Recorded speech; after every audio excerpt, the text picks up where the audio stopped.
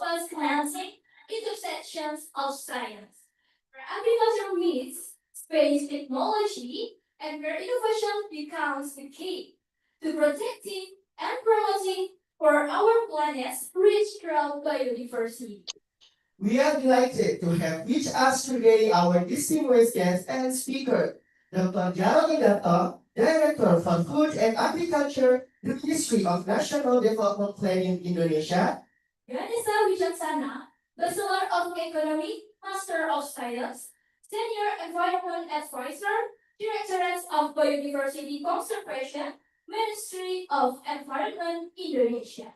Dr. Sali Indiani, coordinating the author for the second global assessment of the Intergovernmental Science Platform on Biodiversity and Ecosystem Services. Professor Danang Surya Chandra, Research Center of Geoinformatics, National Research and Innovation Agency, Indonesia. Dr. Gatot Haryo Pramono, Bachelor of Science, Master of Applied Science, Director of Thematical and Mapping, Geospatial Information Agency Indonesia. Scott Atkinson, Technical Specialist, United Nations Development Program or UNDP, New York.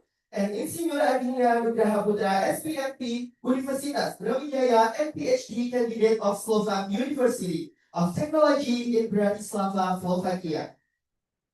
Before we begin, allow us to extend our heartfelt appreciation to everyone who has made this symposium possible, to our organizing committee, partner institution, supporting agencies, and of course, our distinguished speaker who have kindly joined us from various parts of the world. We thank you for your commitment and contribution. We would also like to express our gratitude to all participants, researchers, students, professionals, and policy experts who are here with the shared vision to build a sustainable and resilient agricultural future through innovation and collaboration. To open our symposium, we kindly invite you to stand up. We will now begin the singing of the Indonesian national anthem, Indonesia Raya, followed by the hymn of Universitas Brawijaya. For all participants, please stand up.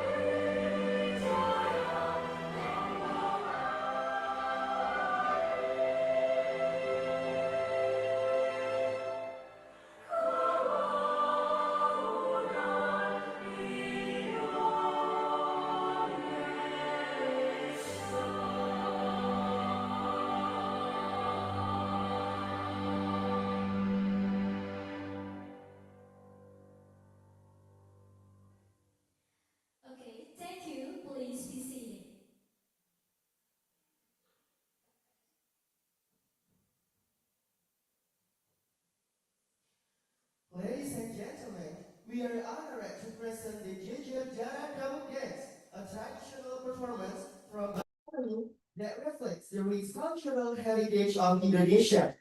Originally performed to celebrate the harvest season as a form of gratitude.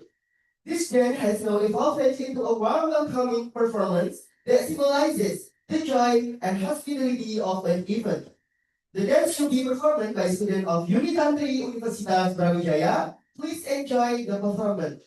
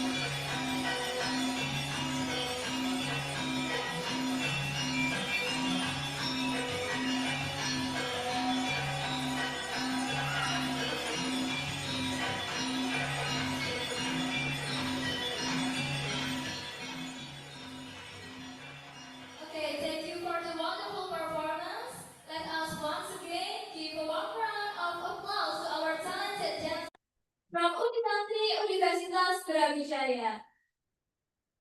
To begin, we would like to invite Terenwa, SIM, Space Application, and ESCA, Economic and Social Commission for Asia and the Pacific. Speech from Terenwa will be delivering online. Thank you, colleague. It's really good. I'm so disappointed I could not join to see this beautiful campus and enjoy this dance. I hope next time I'll have a time. Dear Professor Banku Ponomo, Dean of the Agricultural Faculty, Brawijaya University, Dr. Putri Gayatri, Chief of the Organizing Committee, esteemed officials from the government of Indonesia, in particular BRIN, Bapanas, and BIG, faculty members, students, participants joining in person and online. Good morning. I'm glad to join you today on behalf of Ms. Tizana Banapachi, Director of the ICT and Disaster Reduction Division of ESCA. I wanted to take this opportunity to thank you all for attending this seminar and for your continued collaboration. Let me also express my deep gratitude to Brawijaya University officials for organizing and hosting our seminar today, especially this great opening session, and to the officials from the government of Indonesia who are all presented today as one of the active member of the partners ESCAP Regional Space Applications Program for Sustainable Development. ESCAP and Indonesia have worked together on many technical cooperation, geospatial innovations, and capacity building projects in Indonesia and benefited several countries in Asia and Pacific region. On space applications, we work closely with national agencies for research and innovation, BRIN, and with Badan Informasi Geospatial, BIG. Together with Brawijaya University, we have been working with on promoting the crop biodiversity through innovative space applications in collaboration with the Chinese Academy of Sciences, universities, and space agencies in Malaysia and the Philippines within the broader framework of the Asia-Pacific Plan of Action on Space Applications for Sustainable Development towards 2030, which Indonesia is committed to implement and is a champion in the implementation of this regional space plan action for 2030. Colleagues, Earth observation offers many opportunities in crop biodiversity research, monitoring, and policymaking. Second, with the increasing number of the Earth observation satellites of various sensors and characteristics, the use of multi-sensor and multi-temporal data is now technically feasible. So the use of the machine learning approaches further advance the use of the Earth observation in monitoring crop biodiversity by integrating the local and regional data to existing models. These are the enabling technology that can increase the efficiency and robustness of existing model and methodologies in crop biodiversity research.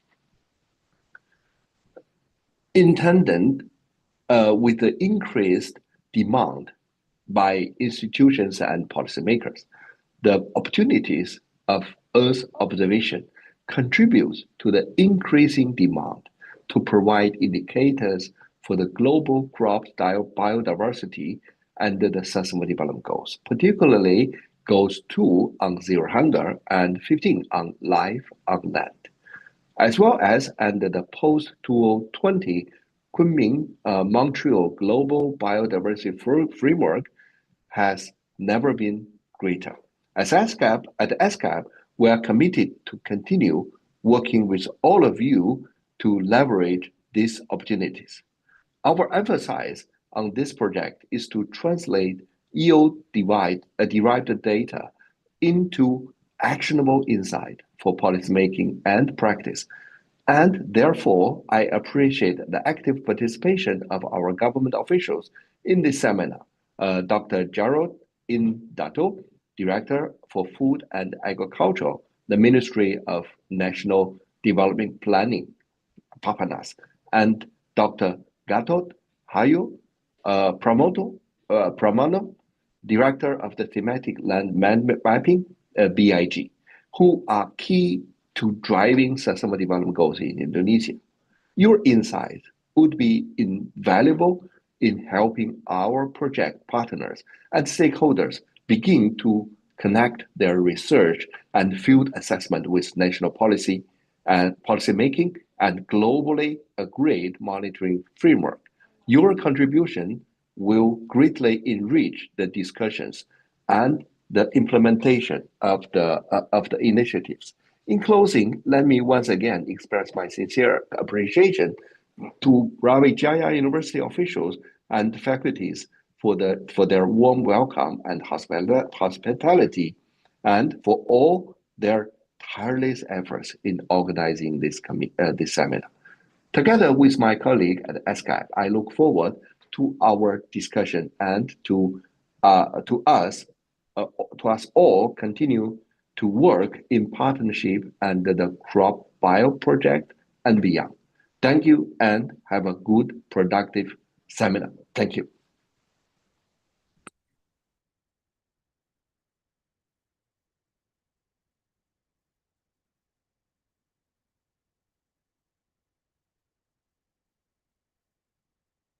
Thank you, Mr. Herwan, for speech. Okay, next, I would like to invite the chief of the committee, Mrs. Putri Gayatri, SPD and PhD, to deliver the opening remarks. Please welcome to the stage Mrs. Putri Gayatri, SPD and PhD.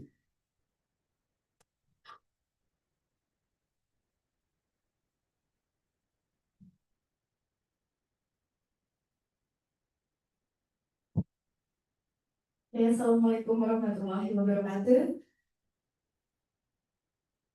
Good morning, our distinguished guests, Professor Mangku Purnomo, as the Dean of Faculty of Agriculture, Universitas Brawijaya, Dr. Afifuddin Latif Hadirejo, as the Vice Dean of Academic Affairs, Faculty of Agriculture, Dr. Fahriah, as the Vice Dean of Finance and General Affairs. Also, we have Professor Syahrul Kurniawan here, as the head of the Soil Science Department. Also, Mr. Kiran who just gave a speech as the representative of ESCAP who co-organized this symposium. Thank you very much for coming today. I also would like to say thank you to our respected speakers this morning. We are honored to have Dr. Jarod Pindarto who joined us online. Bapak Ganesha Wicaksana SA MSc, Dr. Salini Giani, also joining us online from the CSIR National Environment Engineering Research Institute, India. Professor Danam Surya Chandra from Green, Dr. Gatot Haryo Pramono joining us online as the Director of Thematic Land Mapping, Geospatial Information Agency Indonesia. Scott Atkinson from the United Nations Biodiversity Lab, New York, and Engineer Aditya Nugraha Putra, one of our best lecturers at the Faculty of Agriculture. Well, thank you very much for coming and joining us this morning. Ladies and gentlemen, there is a saying that good policy is born when knowledge meets responsibility. So it should be the evident, the research result would drive our decision in making the policy to nurture our earth. Therefore, with this spirit of collaboration between science and policymaker, we do hope we gather here. We do hope we could have something that is beneficial for we all. That's why it is my great honor on behalf of the organizing committee to welcome you all to the Bio Symposium 2025 with the theme Opportunity for Science and Policy Engagement in Biodiversity. So this symposium is designed as a platform for dialogue between the scientific community, the scientists, as well as the government agencies and international organizations we would like to explore how geospatial technology, crop biodiversity research, and data-driven innovation can support sustainable agriculture and environmental policy. Well, today's symposium features speakers from various key institutions that join with us online and offline. It's come from international organizations, also from our government agencies, including the Ministry of National Development Planning, the Ministry of Environment and Forestry, Geospatial Information Agency, the National Research and Innovation Agency, and then experts from the CSIR, National Environment Engineering Research Institute, United Nations Biodiversity Lab, New York, and so on and so forth. We also have international participants who would like to share discussion, like knowledge, even though not as a keynote speakers, but I believe they will deliver a very meaningful discussion with us, Professor Nathan from the Marino Martes University, Philippines. We also have Dr. Nun Manzana from Malaysia. Thank you very much for joining us this morning. It's a great honor to have you all. In addition, today's symposium, this program will be followed by a field trip on Friday, 31st of October, in which the researchers from Universitas Brawijaya will come to the field and not only do the research, but also share the result of the research to the farmers. So hopefully it shows how research could also impact the local, empower the local community. Well, I think that's it. Before I close this one, I would like to express my heartfelt appreciation to ESCAP as our co-organizer. Thank you very much. Thank you, Karef, as well, for organizing everything. I also would like to thank all the support from the institution, especially Faculty of Agriculture, Universitas Brawijaya, and my team, the committee, for the hard work that made this possible.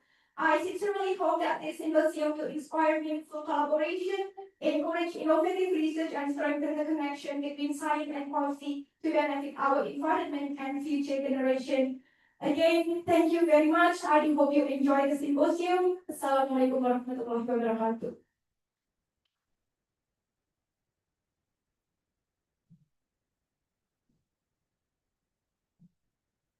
Thank you, Mrs. Putri Gayatri, SPD, MPD, PhD, for speech.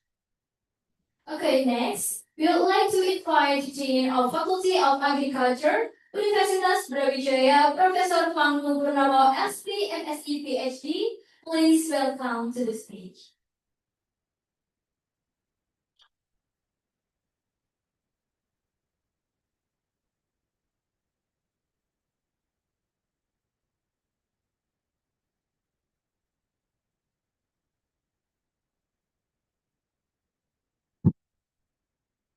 Bismillahirrahmanirrahim. Assalamualaikum warahmatullahi wabarakatuh.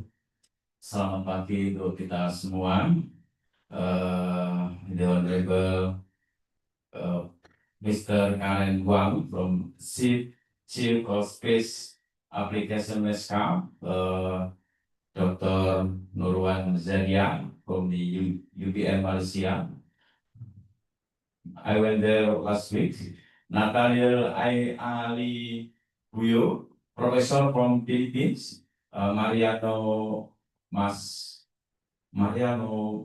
Marcos State University, and Professor Danang, welcome to Malang, from BRIN, Dr. Jarod Tidanto, Director for Food, Agriculture, National Planning Bureau, Bavanas, Ganesha Wicaksono from SAMSC from Lingkungan Hidup, and then Dr. Salini Diani, coordinating lead author of the second global assessment of intergovernmental science platform on biodiversity and ecosystem services, and then Dr. Gatot Haryo Pramono.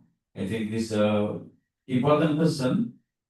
I think because he has already all of our data on the geospatial from Badan Informasi Geospasial.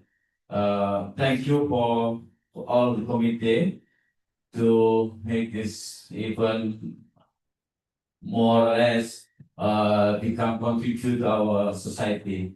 That we know we are facing on losing very fast on our biodiversity in the one hand, and the other hand also not only in Indonesia, I think also on the world today, all of the people increasing the consumption for food, biodiversity and then food production sometimes trade off, not really compatible each other.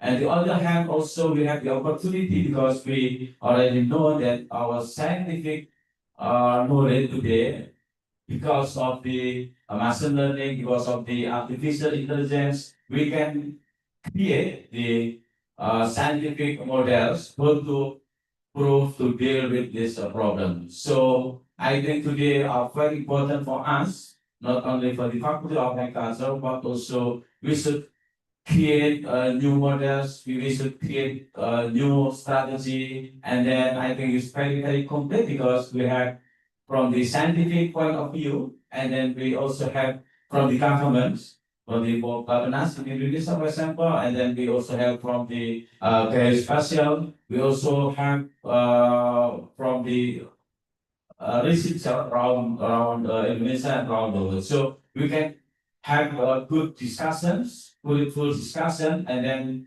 I think on the next we should also have the good and sharp recommendations. So thank you very much for all for your coming, faculty members, professor from the Brawijaya University, also all of the audience from the globe.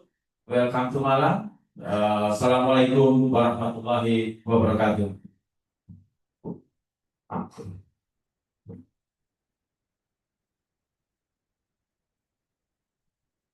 Okay, thank you, Professor Maktu Purnomo, LSP and SE PhD, for insightful and inspiring speech.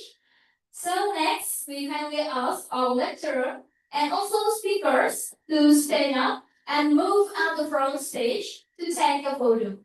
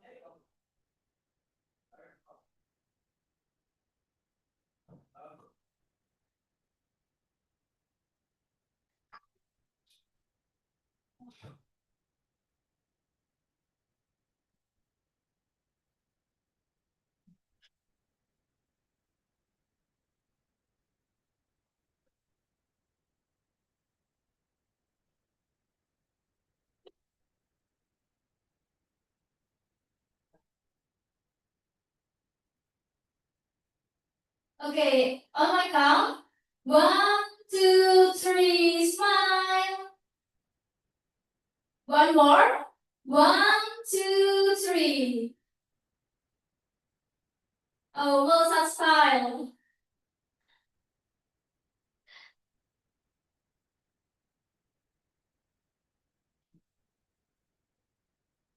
Okay, now we can take photo with online participants on Zoom for lecture and speaker.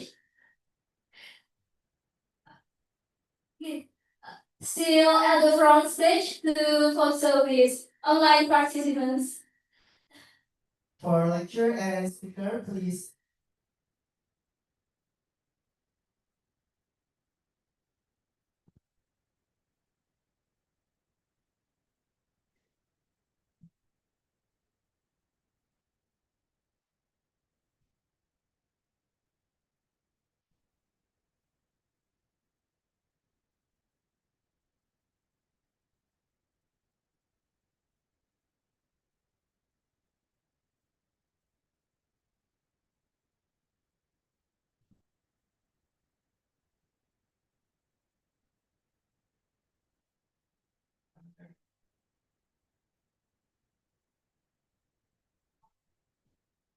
Okay, maybe next we will take a photo with all participants in this group. Please, for lecturer and also speaker, maybe we can stand up with all participants.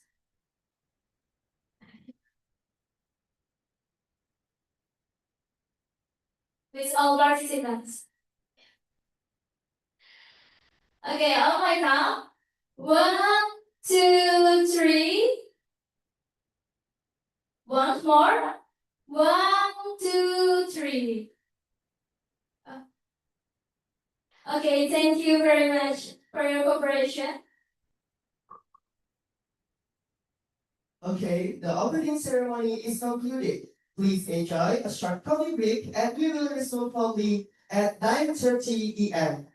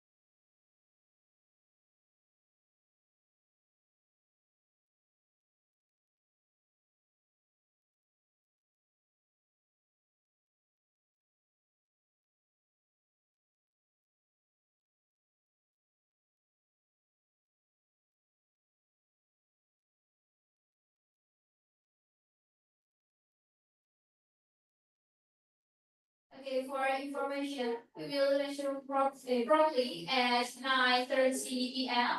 So for lecturer and then speakers and all participants to rejoin us for the next session.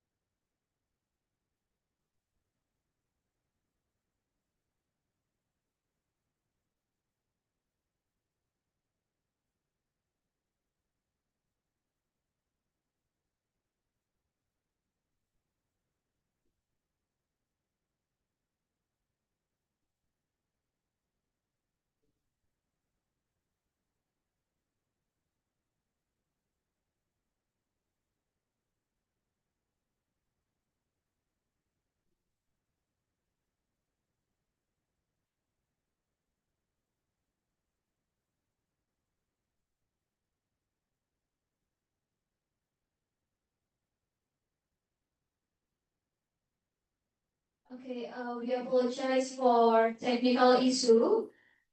Instrument for Zoom. So we will resume promptly at 9:45 p.m. Thank you.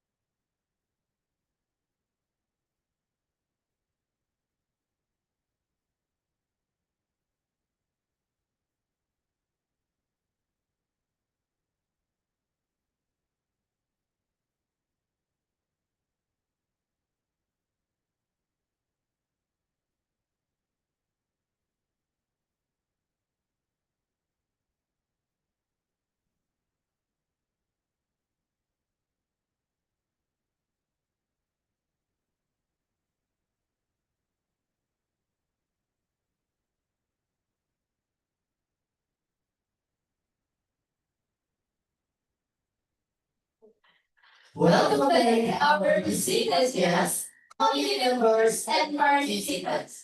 It's time to begin the first symposium session. By Koyafi, who are the speaker in this morning session? Okay, I think we have three speakers.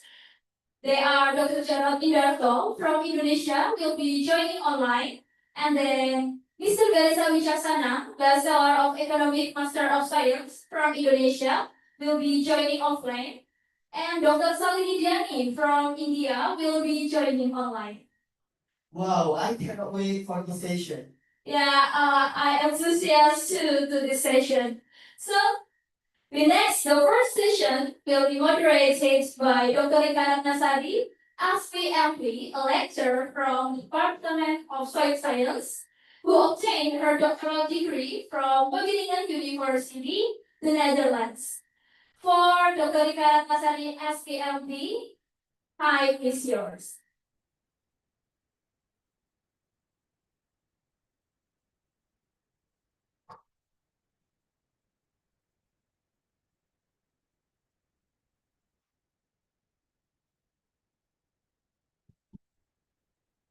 Okay, good morning, ladies and gentlemen, distinguished guests, colleagues, and all the participants. So, welcome to the first sessions of this seminar, Bio Symposium 2025, with the theme on opportunity for science and policy engagement in biodiversity. Before we start, I would like to invite Mr. Vanessa to come forward. Yes.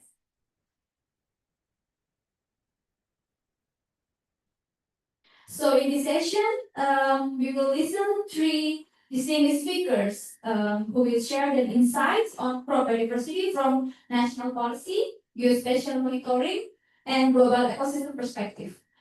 So basically, the contributions will help us to understand on how the science, data, and policy can work first to support the sustainable agriculture and also biodiversity conservations. So we will start to our first speaker. So our first speaker will be delivered by Dr. Gerald Indarto. So he is a director for Food and Agriculture, Ministry of National Development Planning, Republic of Indonesia. So Dr. Gerald holds a PhD in development science from Hiroshima University, Japan, and have a really extensive experience in agriculture planning and policy. So Dr. Gerald will deliver the topic about Indonesia's strategy and policy on crop biodiversity mapping and monitoring in agricultural land. So I would like to invite Dr. Gerald Indarto to have time to deliver the speech.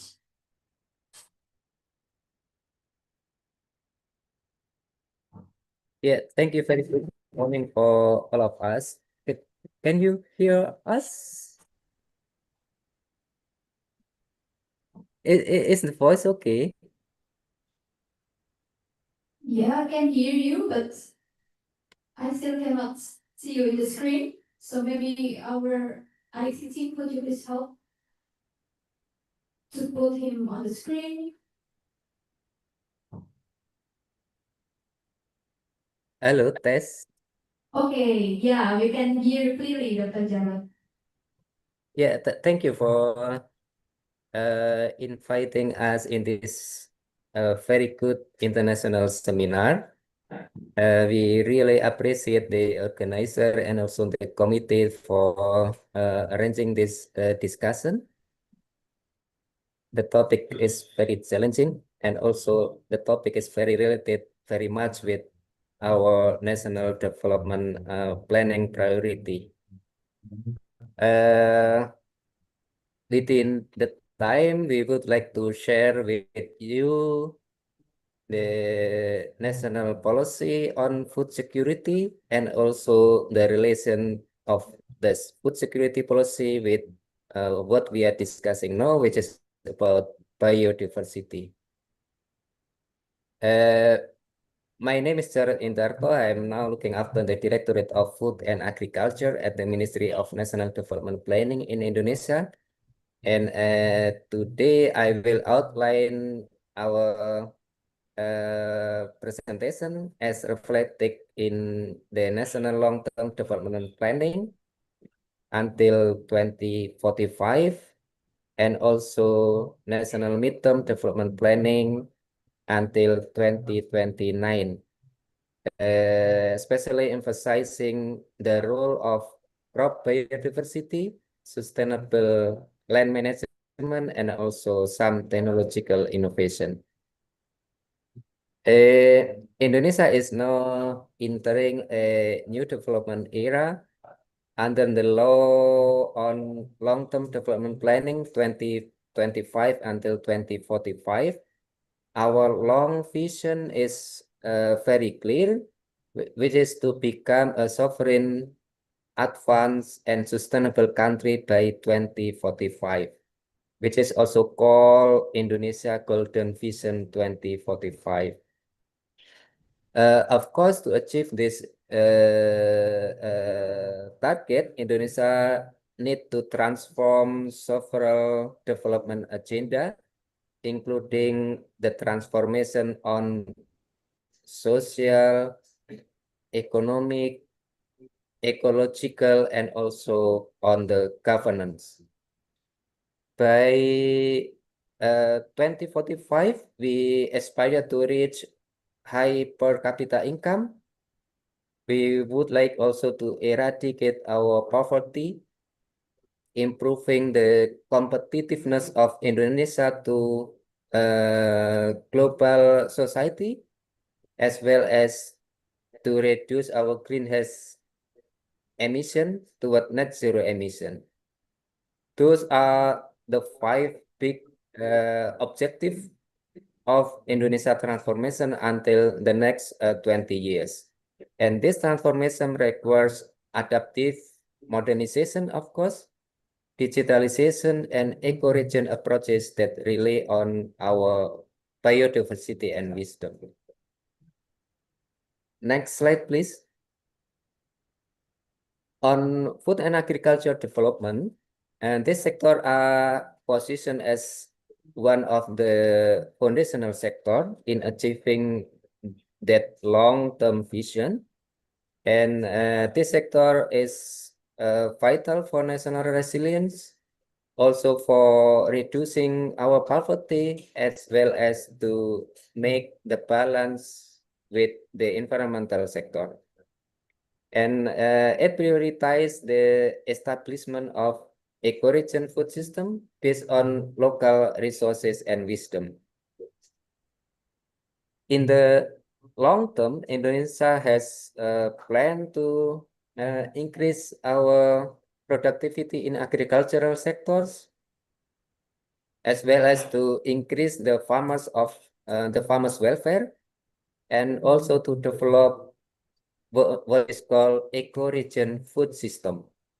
We hope that this eco-region food system will be based on our local resources, locality, as well as local biodiversity. Next slide, please. Further, that long-term development plan has been detailed into mid-term development plan for the next 5 years until 2029. And this mid-term development plan serves as our operational roadmap for the next 5 years. The main objective are to strengthen our domestic capacity to produce the food, which is about food availability, to promote the food diversification, and also to ensure the sustainability of agricultural sector. By 2029, Indonesia aims to raise the food security index to around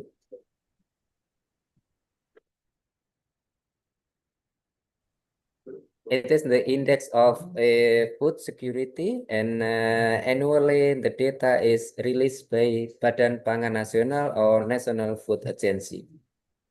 We want also to reach the farmers' welfare, increase the agricultural GDP as well, because so far the contribution of the sector into GDP is still very significant.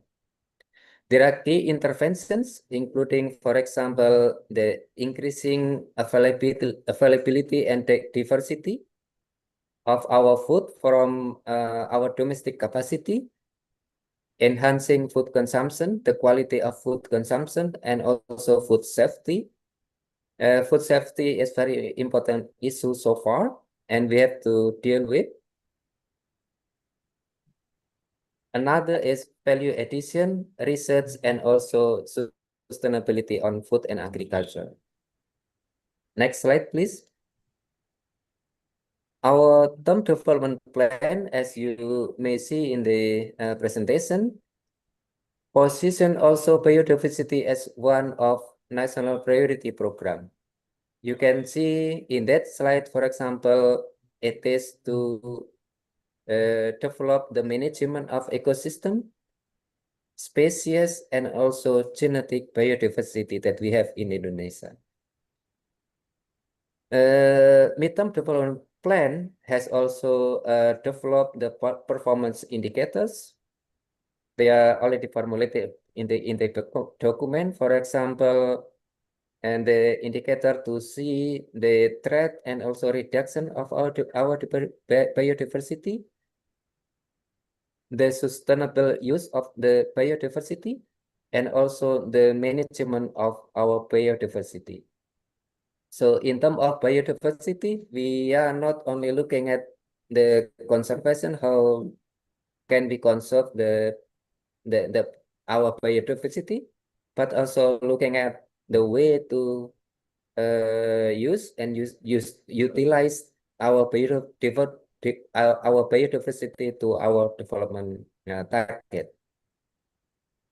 Next slide, please. However, we realize that in achieving the national development target, we face some challenges, including, for example, triple planetary crisis, climate change crisis, pollution crisis, and also biodiversity loss crisis. And each crisis threatens our food systems globally and also nationally in Indonesia context. Climate change, for example, alters our rainfall and reduce the yields. Pollution degrades our soil and water condition. Biodiversity loss erodes our ecosystem resilience. Indonesia faces also high vulnerability. Next slide, please. Climate change, for example, indicate that the climate change projections indicate around 1.5 until 3.5. We know that in Paris Agreement and also in COP 30 next month that will be conducted in Brazil. The target is more ambitious, which is only 1.5 increase of our global temperature. And we realize also 1,000 plant species face extinction risk, while our soil organic carbon continues to decline. Particularly, we can see in Java's paddy fields. We must therefore embed the biodiversity and sustainability as the vital position in our food system policy in Indonesia. Next slide, please. Next slide, please.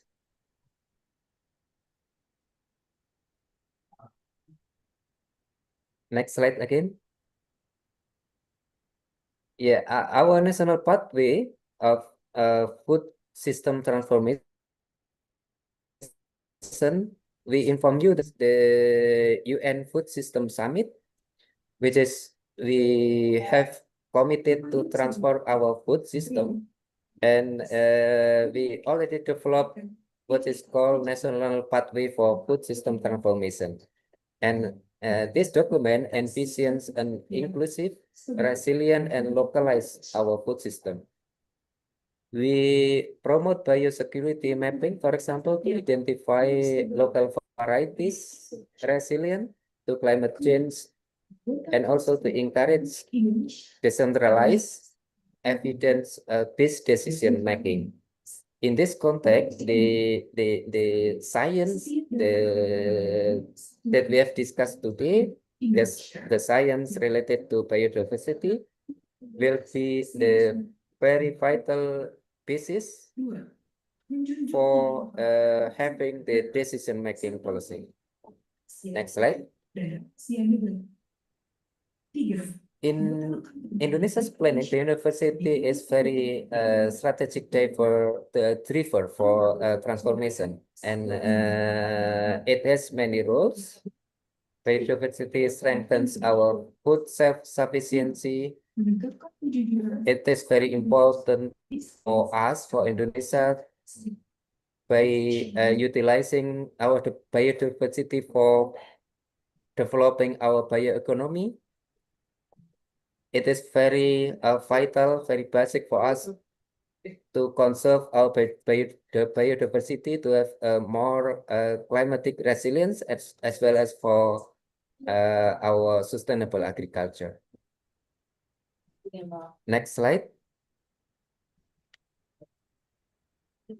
In that context, next slide, please. We have already developed the Indonesian Biodiversity Strategic Action Plan, or IPSAP, 2025 until 2045. This document is trying to align biodiversity with national and global biodiversity frameworks. Its vision is living in harmony with nature for the sustainability of life. It comprises at least 3 goals, 13 strategies, 20 national targets, and 95 action groups. It includes energy, biosafety, and also equitable benefit sharing into our governance.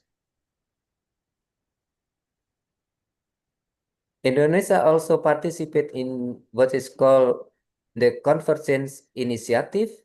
It is a multi-stakeholder effort to integrate between food system and also environmental action. In that context, in this initiative, the Convergence Initiative, biodiversity plays very important role as the common room between food system and between climatic action. It includes 4 pillars you can see in the slide. One is policy conservation, value chain development, and also knowledge management. There is also an activity supported by GEF and FLO, which is crop diversity conservation for sustainable use in Indonesia. It will safeguard our genetic materials of cereals, for example, like legumes and also root crops. Next slide. Next slide, please.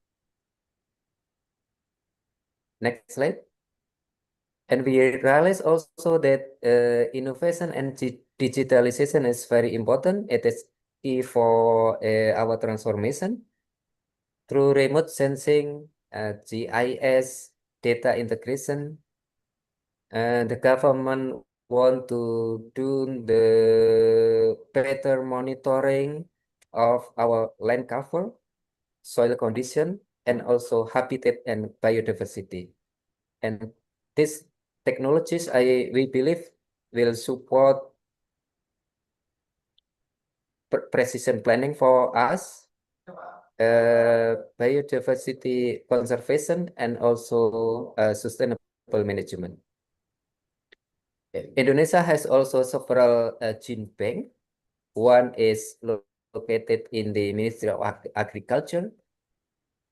Another is maintained by BRIN, and we believe also that there are several gene banks which are managed by research institution and also university. Next slide, please. Strategic actions include land rehabilitation. There are several following up that we could exercise more. Strategic action include land rehabilitation, for example, soil organic carbon enhancement, policy coherence. It is very important for us. Empowering our local knowledge on biodiversity, and also digitalization and modernization. As the conclusion, Indonesia food security strategy is inseparable from biodiversity conservation, and our long-term and mid-term development planning, also Indonesia Biodiversity Strategic Action Plan, reflect our commitment, Indonesia commitment to an eco-region peace, inclusive and sustainable food system. However, facing the triple planetary crisis, we must align economic development with environmental action. Biodiversity, we believe, is the cornerstone of our resilience, for our food sovereignty, and also for our economic development.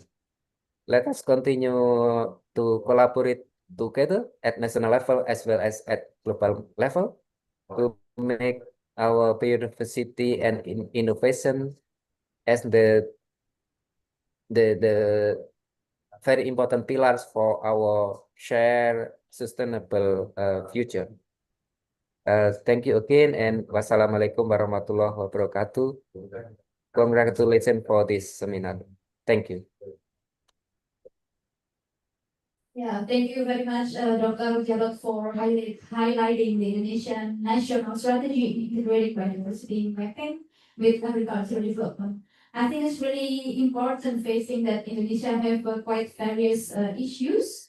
Yeah, with the diverse social cultural aspects, so it means that our challenge is also really clear ahead. Yeah. So now for the participant, if you have a question in mind, just keep it for now, because later on we will have a session for discussions after three of our speakers deliver the presentations. So now let's move on to our second sessions. So for the second speaker, we have Bapak Ganesh Jaksana, SEMSC, Functional Senior Environment Advisor, Directorate of Biodiversity Conservation from Ministry of Environment and Forestry.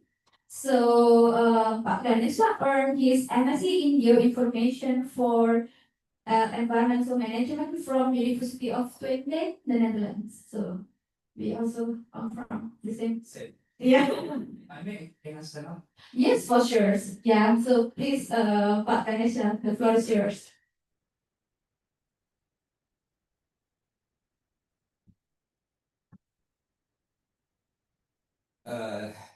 Assalamualaikum warahmatullahi wabarakatuh. Good morning, distinguished guests, ladies and gentlemen, and all the participants. My name is Ganesh Jaksana. I work for Ministry of Environment. I'm Director of Biodiversity Conservation. Today, I want to discuss about geospatial data utilization to support the monitoring framework of coming Montreal Global Biodiversity Framework and IPSAP in Indonesia. Next slide, please. So, as we know that Indonesia is a diverse country, that this just isn't about our forests, but also our farms. Our crop biodiversity is the foundation of our food security, our economy, and our cultural heritage. But monitoring this across 17,000 islands is massive challenges. So we have to look at food security, economic value, cultural heritage, and also. Next slide, please. So, how do we link the global and national farmer community and IPSAP? So, our work is guided at the global level by County Montreal Framework, specifically target number 10 on sustainable agriculture. Nationally, this translates directly to our own Biodiversity Indonesian Biodiversity Strategy and Action Plan, or IPSAP. Our nationally policies requires us to do this. So we have champion on the international level that guides global action nature through 2030, and that sets the target for a sustainable agriculture and the data availability And at the national level, we have Indonesian, yeah, not yet, at the national level, we have Indonesian Biodiversity Strategy, Action Plan or IPSAP. That our national roadmap to improve program KBGF and trusted global targets to the concrete national policies and actions. Okay.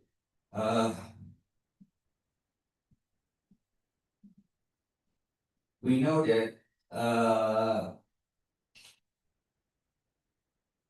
how we see these challenges for geospatial or biodiversity monitoring. We can now we combine the large, for example, we combine the large scale satellite imagery from sources like Sentinel or NASA with high resolution, and then we combine with local data or drones, and all is then fed to GIS system for the analysis.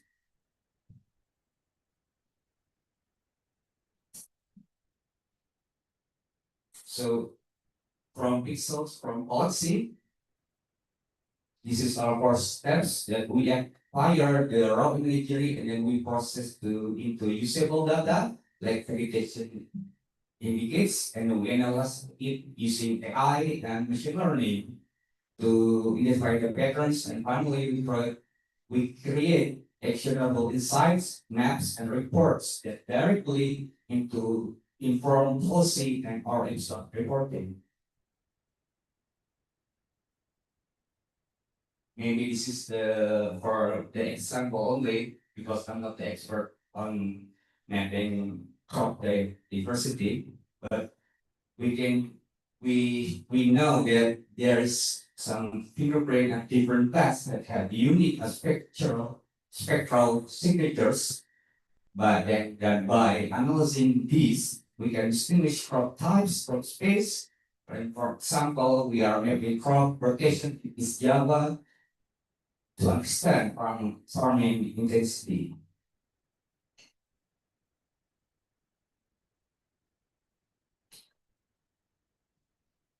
So the linking geospatial monitoring to the national global targets, you can see that the table it brings all together. It shows direct line from our geospatial work to our national global commitments.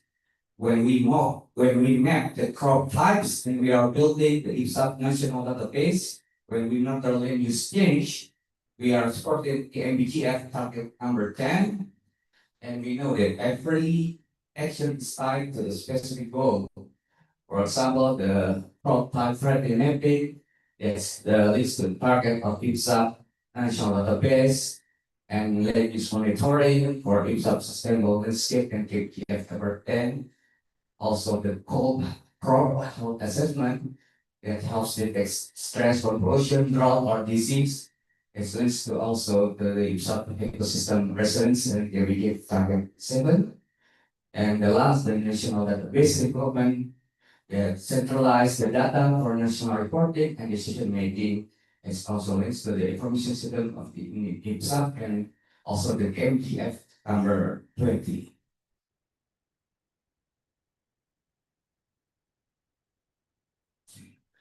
So we in Indonesia, for supporting the KMBGF and IPSAP, we are making the clearinghouse in Indonesia. It's the primary mechanism for managing, sharing, monitoring all the biodiversity information in Indonesia as mandated in IPSAP. So this is our central hub for all biodiversity data.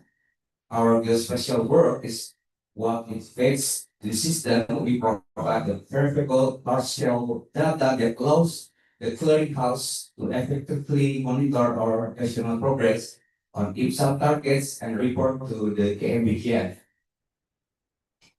So the website is still ongoing now, but we can see the example of our clearinghouse there, the website of clearinghouse. Is monitor all the biodiversity in Indonesia, not only for animals, plants, and also right now maybe the biodiversity of the crop.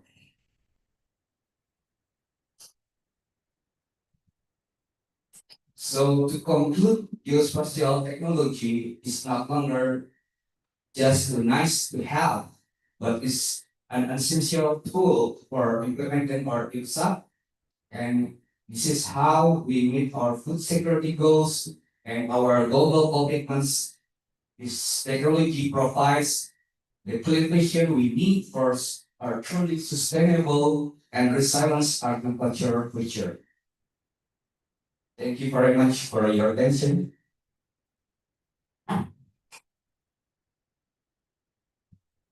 Okay, thank you, Mr. Garesa, for the interesting presentations and to illustrate on how the spatial data system can enhance the national biodiversity monitoring, which is quite important for us, especially also with the Canopy website that can be accessed. Is that really accessible?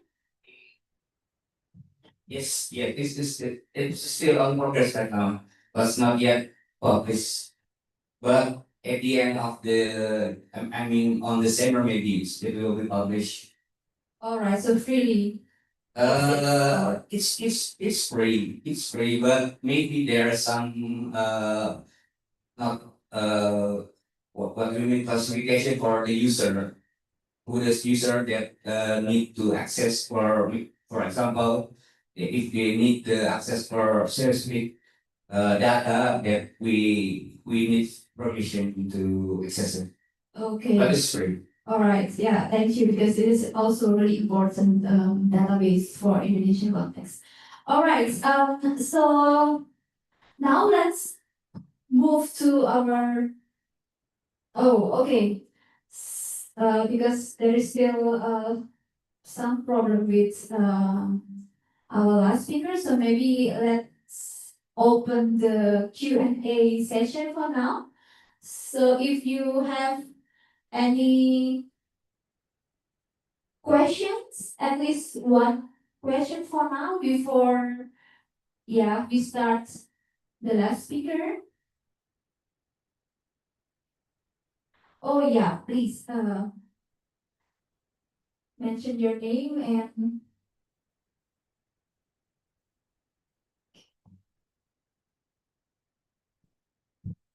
Okay, thank you for the chance to discussion. My name is Biodiversity Bastian, and as the student from Brawijaya University, I will ask to Mr. Gaksa, I think, and maybe also Mr. Jarot. So my question is, in Indonesia, biodiversity data are often fragmented across ministries, research institution, or region. So they making it difficult to build unified system for agriculture biodiversity monitoring.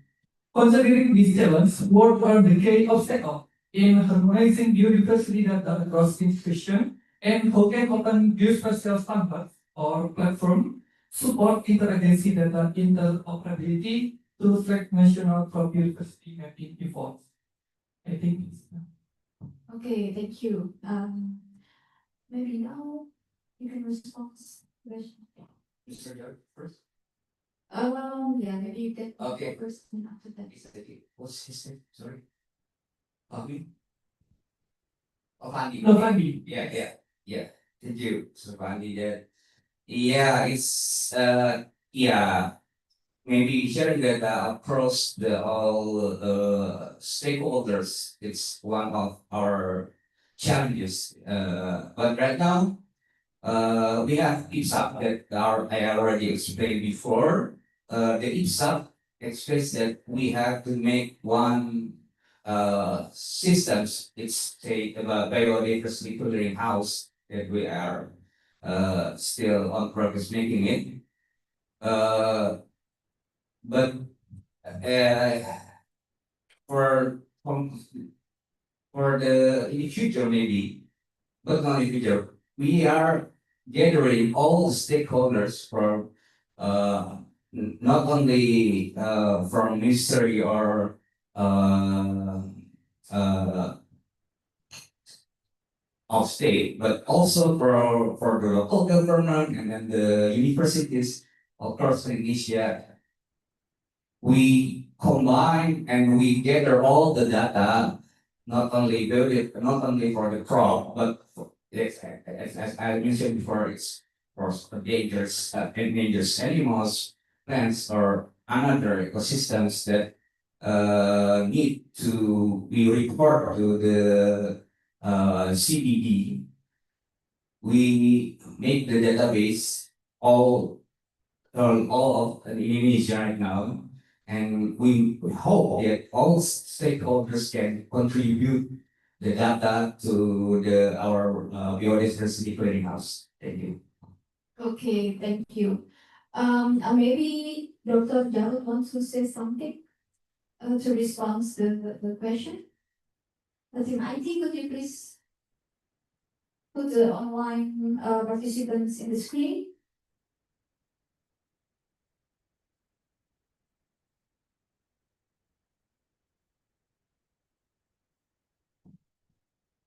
Yeah, while waiting, so basically our third speaker is already joined us today.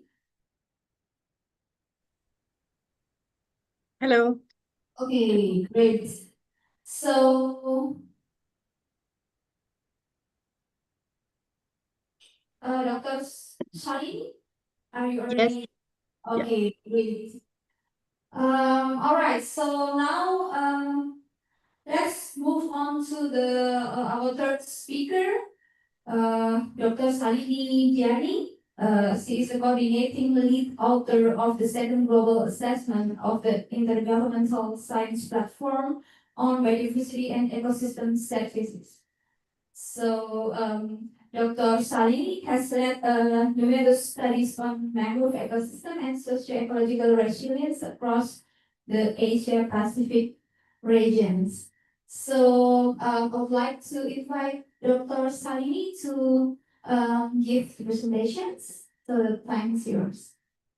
Thank you so much for this warm welcome. And my apologies, I couldn't be available for the entire duration of this important workshop conference. I think this is very relevant for the context and also being part of Intergovernmental Panel on Biodiversity and Ecosystem Services. Crop biodiversity is very, very important.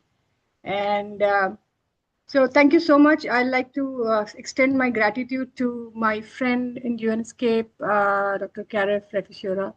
And I think it's a privilege for me to be part of this forum and share my insights. And I'll be speaking on opportunities and potential for improving crop biodiversity and how innovative space applications can play a major role. I know we all are having this consensus that loss of biodiversity and especially agrobiodiversity is also at a very, very alarming rate. And with the climate change acting as a mega driver, this is going to be even more severe in the coming time. So it's very high time that we ensure that we have precision agriculture, precision way of doing farming, and also including indigenous and traditional knowledge systems, traditional crop biodiversity, conserving this crop biodiversity that we had over the ages to have better outputs for the future. So without much ado, and I must say this is one of the very important presentation for me after some personal setbacks that I faced. So I thank my friend here who have ensured and encouraged me to be here. So I work in India, South Asia, and for last 3 years, I've been also working in parts of Indonesia, especially your Bali area, Northeast Bali as a UNESCO TWAS fellow, and also visiting scientist to CIFOR. And we see that how much important it is for people, especially who are marginalized, and they have this very direct dependent on forest-based agriculture that over the years we have been calling stress-tolerant, adaptive, and regenerative agriculture. And of course, agriculture biodiversity has been very much valued historically. I mean, not just presently, it has been historically valued, and it has still a lot of potential to improve the productivity of our many of these advanced crop varieties that we are using So agriculture biodiversity is not just limited to the crops. It's also livestock breeds. It's also the pollinator diversity that we have. So it has a number of constituent important aspects of this part. But before I go ahead, because I've not heard many of these previous presentation, I'm sure there will be huge discussion.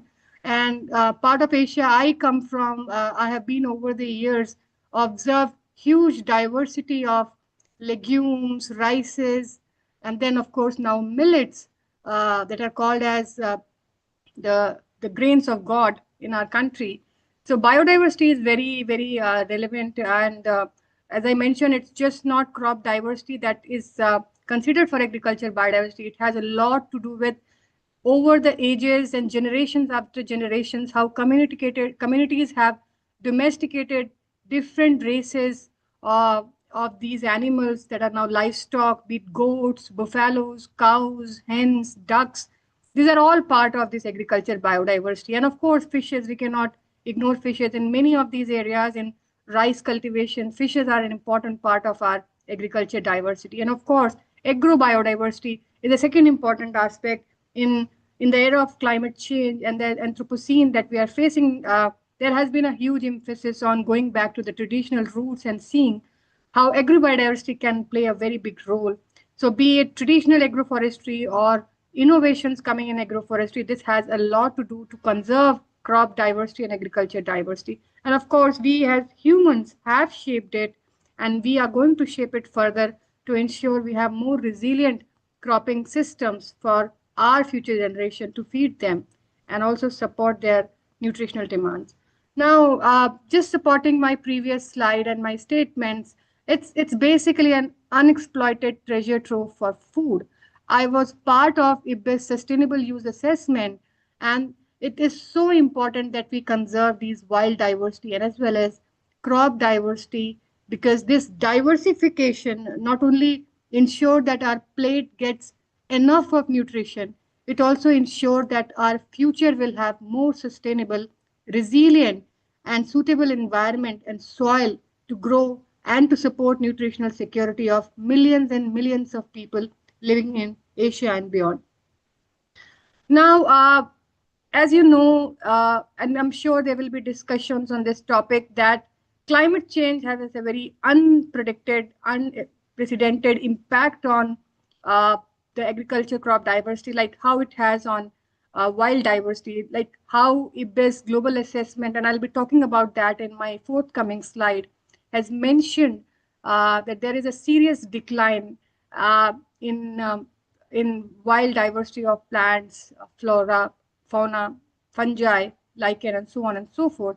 Now, this is a huge risk because the global assessment one that came in 2019 highlighted almost 1 million species at the verge of extinction. So this was a number, but there are even more serious consideration that maybe many more species are on the risk of extinction. So while we had a lot of focus on natural and wild diversity, in this process, we should not undermine that how important agriculture biodiversity is. And Asia being such an important center for that, there are still many regions, still many pockets where people are practicing these traditional diversity, traditional crop diversity, and supported by traditional crops and cropping practices. Now, as I mentioned, I think that another important aspect that I would like to bring to this discussion is the loss and damage. We all know in right now in the climate negotiations and discussions, loss and damage is a very important aspect, especially countries and nationalities in India, in Asia have a huge risk of increase in climate temperature, shift in rainfall and snowfall pattern is going to affect our agriculture diversity, and agriculture produces very severely. And that doesn't mean just reduction in production or reduction in essential nutrient. It will have a significant impact on livelihood of people, health of people, and also nutritional security of people in coming years. So, taking you to this IBES global assessment, I have been really privileged to be part of two important assessments. In last almost a decade, I was part of Asia Pacific assessment, where we tried to understand the values of diversity, how much benefits we have from the diversity. But at the same time, I was also part of later sustainable use assessment that started talking about how much to extract and how do we define sustainability in real practical terms. And there was this before sustainable use assessment, this 2019 report was there on global assessment. It underpinned the sustainability and human quality of life, nature's contribution to people who are very, very relevant, be it extractive industry or be it sustainable use for wild species, fisheries, non-extractive uses, hunting, and so on and so forth. It's directly dependent on the kind of nature and nature health around us. So the new assessment that is going to start very soon, we have been just notified and we have started with initial discussions. It will be too early to comment on how this will be going further, but if you see some of these initial insights, the very fundamental report that came in 2019, the global assessment, is the background for us. And we will be seeing how in last 5 to 7 years, how basically we have been able to achieve some of these targets, or we have been able to reduce some of these trends uh, that we have highlighted in first assessment report. So as I've just brought in some of the snippets from this post assessment, and you see that it's just not natural diversity in forest or oceans or mountains. It's also a lot that we are losing in terms of agriculture biodiversity. We are losing on so many of these traditional breeds of domesticated plants and animals. We're also losing on so many of mammals and bird species that were contributing as pollinators to our rich agrobiodiversity. So there are a lot of risk already. And if you see, it's just not India or South Asia. It's alarmingly shaping up across the world. And because of that, you see that even a lot of sustainable development goals have been very, very at the crucial stage, despite we have crossed almost half a milestone of SDGs 2015. There is insufficient support coming for no poverty. And similarly, for zero hunger, there is a partial support. We really need to work on that. And I think the discussions in this conference for another 1 2 days will really help. And of course, we also see that clean water and sanitation, that's a direct contributor to good agriculture in many of the regions, is another crucial aspect that is compromised. And of course, climate action, and because we are losing on biodiversity, be it life above land or life below water, it's all basically at declining stage. So this is the statistics and snippets for 2019. And now we'll be seeing how global efforts, nationalities, countries, governments are doing, who have seen this report and how they have improved over time. Now, there is a huge possibility for students, researchers, and also different universities across Asia to contribute. It will be too early to say how, but I think we have just started. And if we find some of these opportunities from different regions where we are short of information, we will definitely reach out to some of you who are experts to help us fill those gaps in these reports.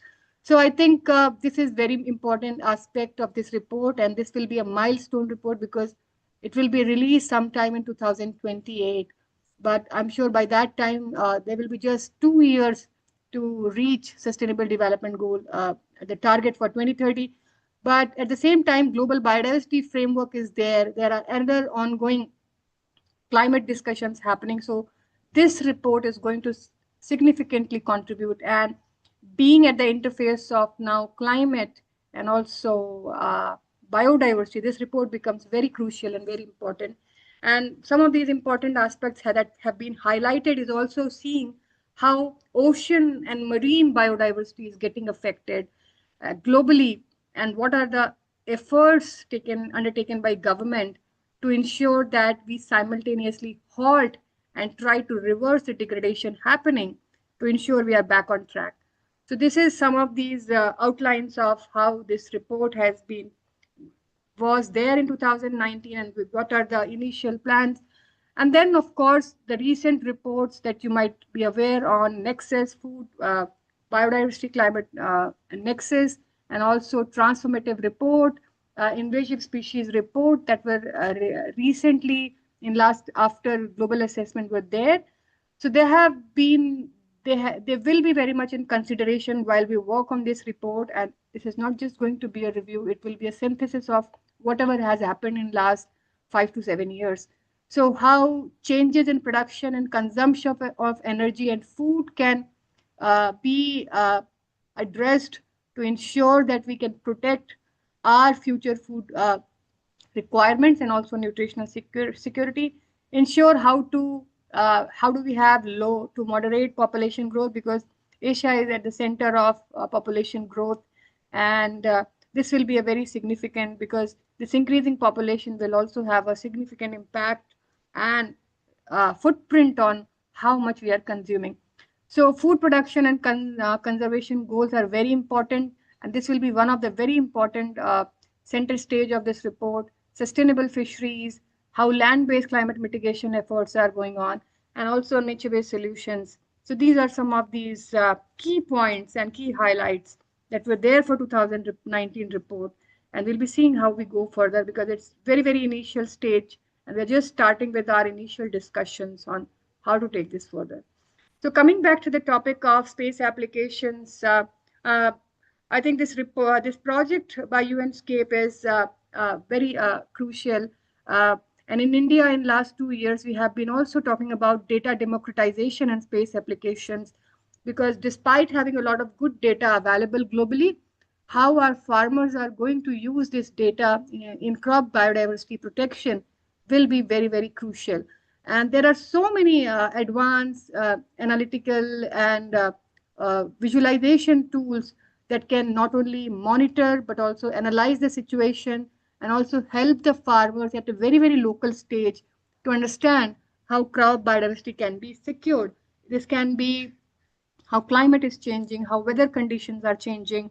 So how do we secure our some of these stress tolerant crops that have been traditional and available for generations. So there are multiple such ways that scientists across the world are trying to do in my country, in different parts of Asia. And I think this is a good amalgamation and a great opportunity of scientists to discuss all these high-end technologies and visual opportunities. So there is a lot already happening in terms of enabling precision agriculture and especially large-scale monitoring to ensure that we can reverse biodiversity loss. And as we know, after Green Revolution in India in early 60s, 1960s, there has been tremendous change in farming system. They are now very intensive farming. There is a lot of pesticide being used. A lot of these things are also affecting soil biodiversity, soil microbiota, and this below ground.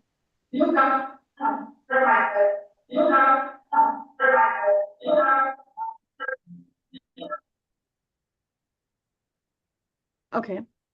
So I think that can really help to reduce and halt biodiversity loss. But at the same time, as I highlighted, there is a significant thing to consider, that it's just not crop biodiversity, but also soil microbiota, because this below ground biodiversity has a significant impact on the health of above ground biodiversity.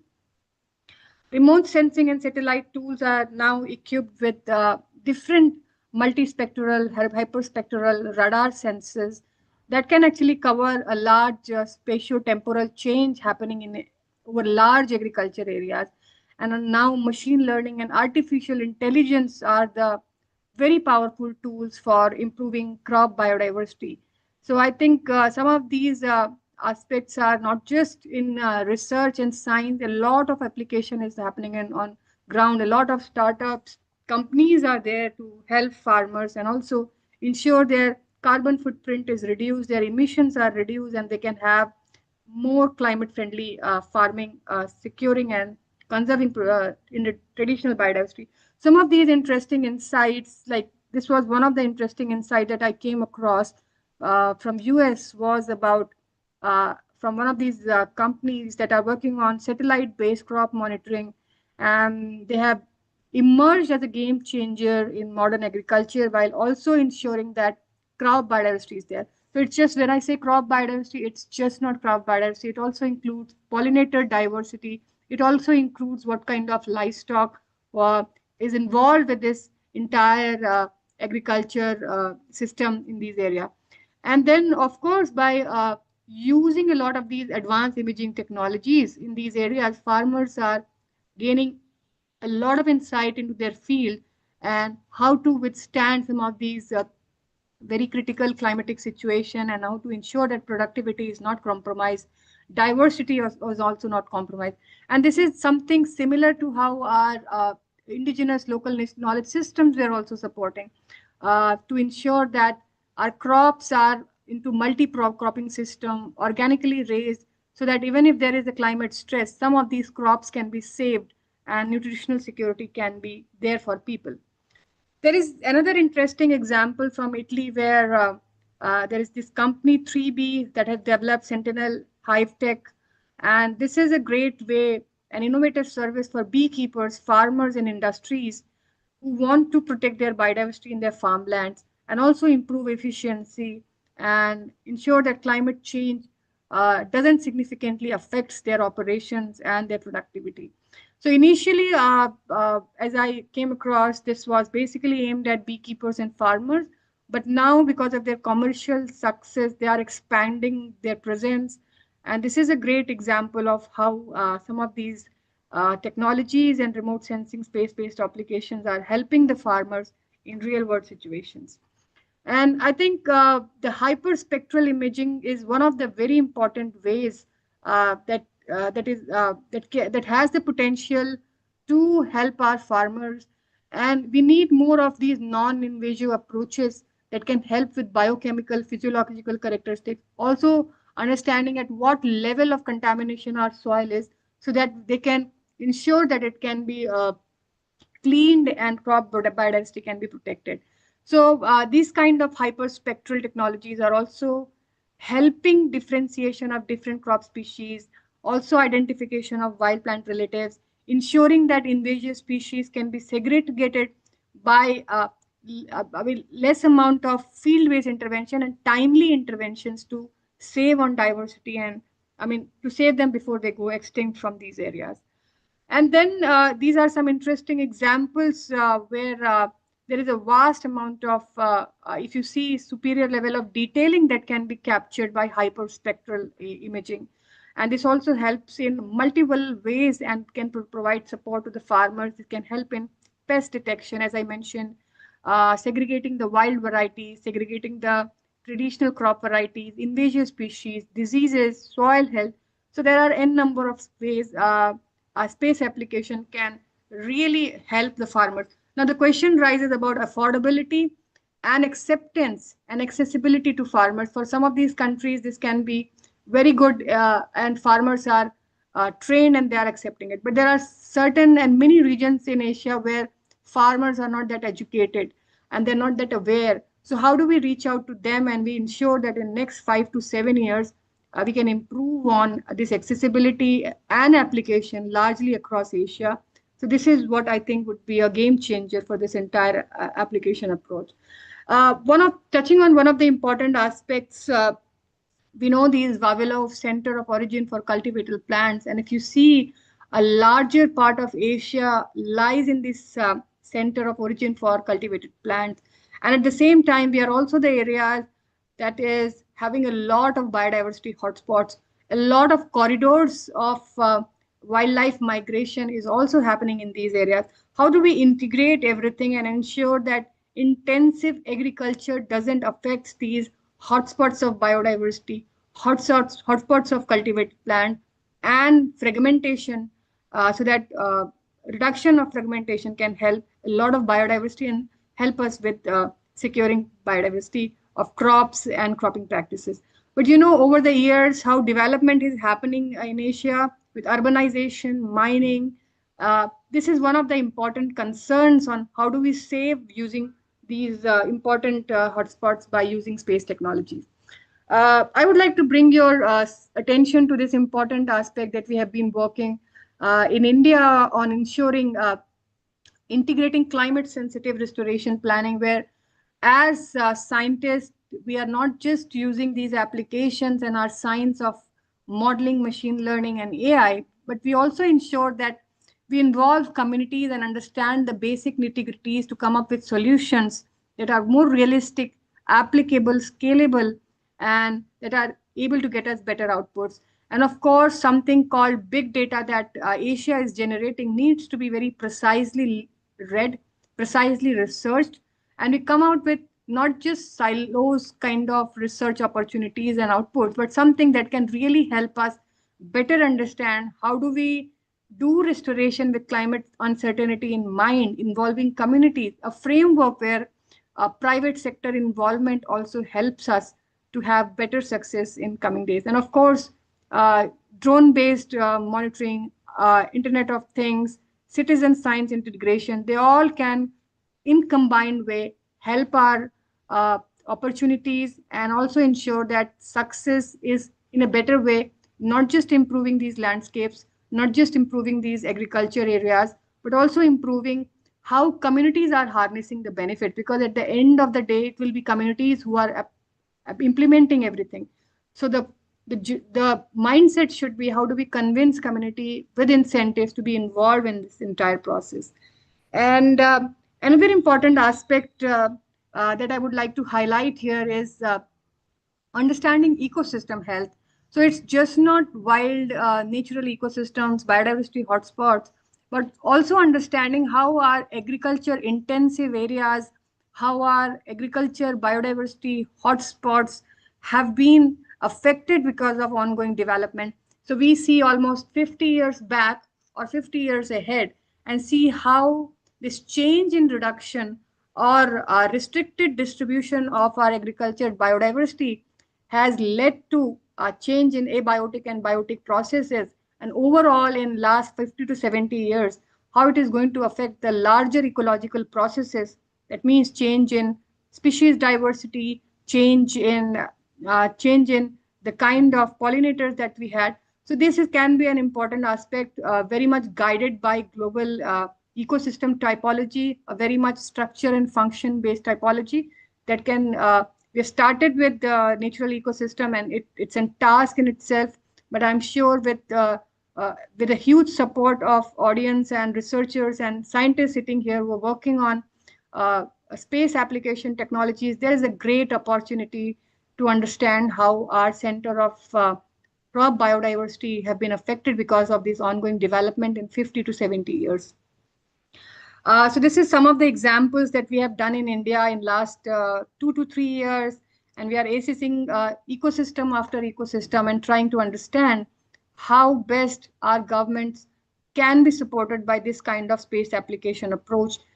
You know that ecosystem health assessment is a headline indicator for GBF criteria 8, and this will be very crucial not just for NBSAPs but also how we plan more customized nature-based solutions or restoration efforts in our regions.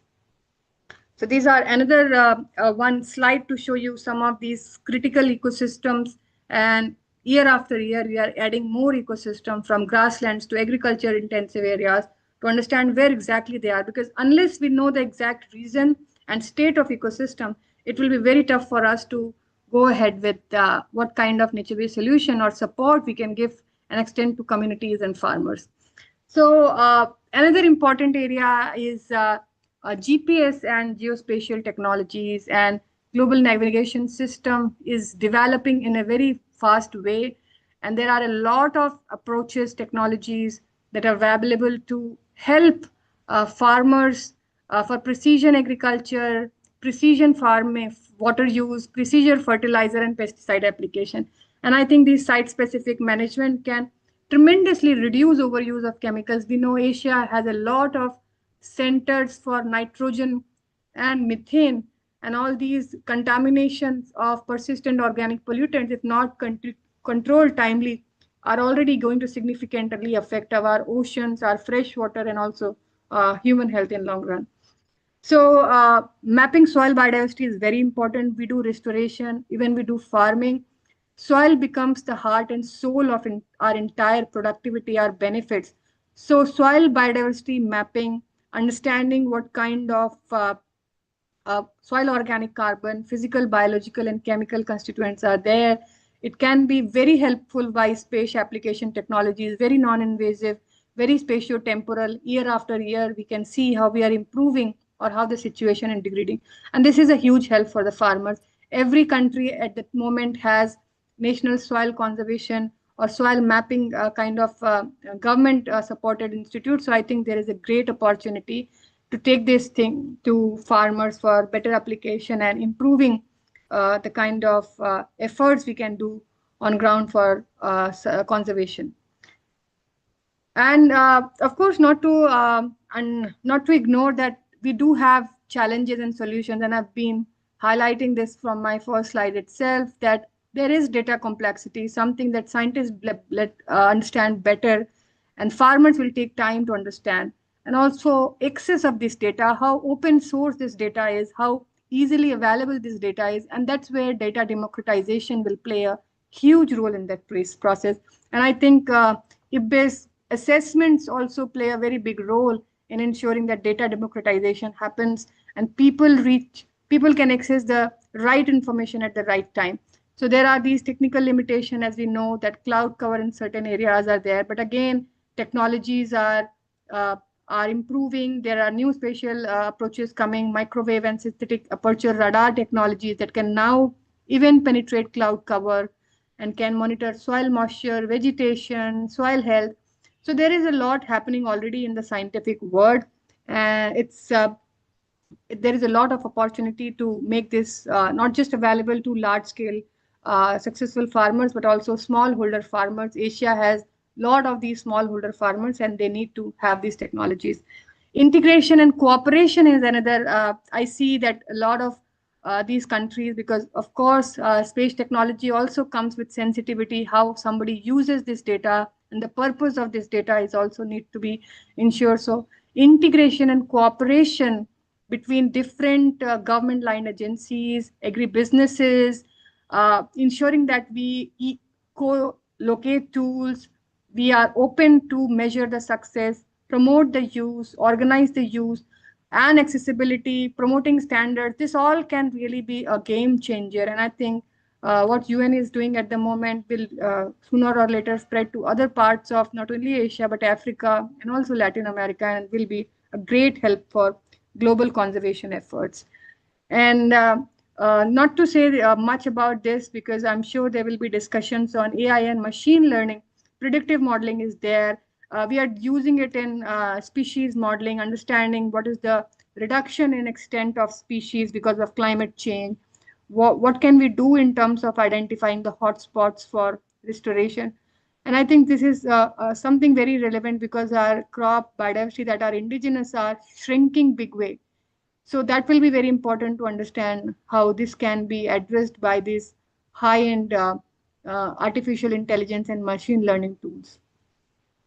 So crop yield forecasting, this is what AI has been doing, digital farming, industry 4.0, personalized agriculture farming. This is happening now in many ways where rainfall patterns or suggestions on pest attack, suggestion on some kind of insect attack now comes through government advisories also. We need to really improve on them, how fast and early these warning can be given so that farmers can be prepared for those kind of changes and adaptability on ground.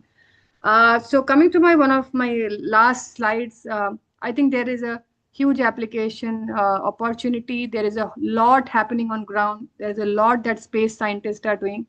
Farmers are also interested, but there is a lot of requirement on scaling up a collaborative, resilient, and democratized ecosystem. So we came up this policy document. This was launched in the starting of this year, where we have been talking about ensuring that climate risk forecasting, crop simulation, crop water management in the time when loss and damage because of climate change will be very severe in some of these areas. How do we ensure that this collaboration helps in having resilient farming, resilient crop diversity in a very, very democratized ecosystem? So that's the one of the key word from me as a key takeaway from my talk. And I thank you for your patience. I thank you for your invitation to be part of this forum. It's a huge pleasure and privilege for me. I thank you and look forward to any questions on IPBES or something where you think our work can really help this forum. Thank you so much.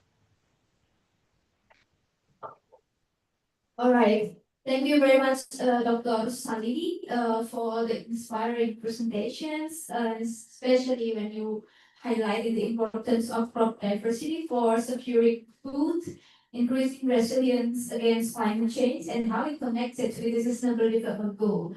So, yeah, highlighting the innovative space applications as part of the modern approach is also, yeah, contribute to monitor crop biodiversity and also conservation. So I'm really wondering how this kind of approach is implemented in Indonesia. So maybe in the second sessions it will be answered. All right. So now we will move to the discussion and question and answer sessions. So now we will open the floor for discussions. So please raise your hand for all of the participants who are in here. But then for the people join us online, you can just write down your question in chat box or just press the raise hand emoticon in Zoom. But please kindly mention your name and institutions, including mentions the questions addresses for these speakers. Okay, so anyone want to ask the questions? Okay, one. So funny again. Prof. Shampoo? Yeah.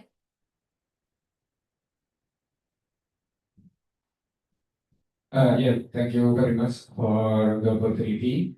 Thank you, Ms. Salini, for the presentation. I'm interested about the India has already integrated data system for the several institutions. And continuing from the Mr. Ganesa about the challenge in the Indonesia is the data integration with the various institution and so restricted. So how can the system in India be well integrated and how can the capacity from the area that has limited data for you utilizing the machine learning, especially for accurate forecasting? Thank you. Okay, thank you, Fandi. And this next question. Oh, you. Okay, sorry.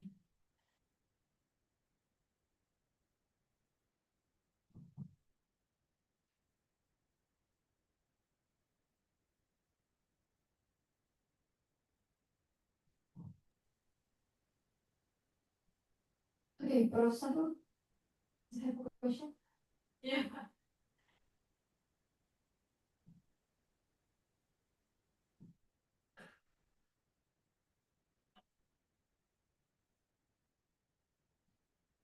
Thank you very much. Sorry. I would like to ask to Mr. Kanesa how the university can be involved to support the national database for biodiversity in Indonesia. As we know that the national vocabulary in Indonesia that's preparing the database also be reporting the biodiversity, and also could you inform us how the strategy from Indonesia in the CBD, Convention of Biodiversity? I think that's all. Thank you very much. Okay, thank you, Prof. Chandro. Maybe more question? Maybe from people doing online? Yeah. Okay, Pak Reni. Thank you. My name is Dani from Department Tanah. I have a question for Pak Jarod. So, as your presentation said that the rice production dropped more than 25%, especially in in East Indonesia.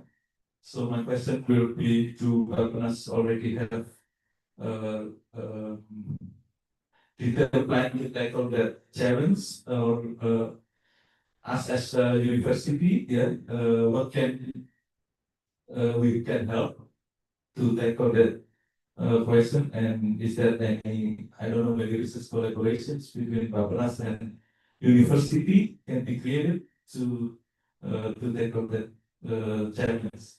And then also I have a question for Bu Sali.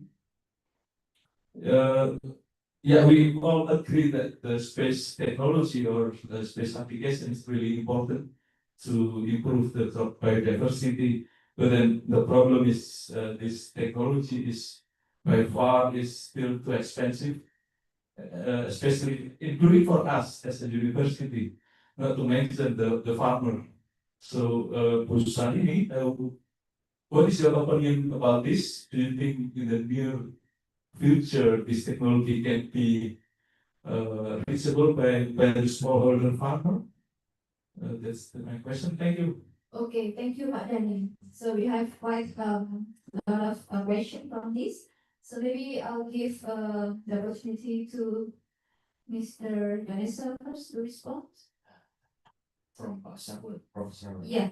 Yeah. Um, Yeah, Prof. Cheryl, Ministry of Environment as national focal point of media, and also for reporting the national report to CBD that we right now we gather all the stakeholders, not only mentioned before, not only for stakeholder from the ministries or the local government, but also to the NSA, non-stakeholder, another stakeholder, for example, universities and also the AGO.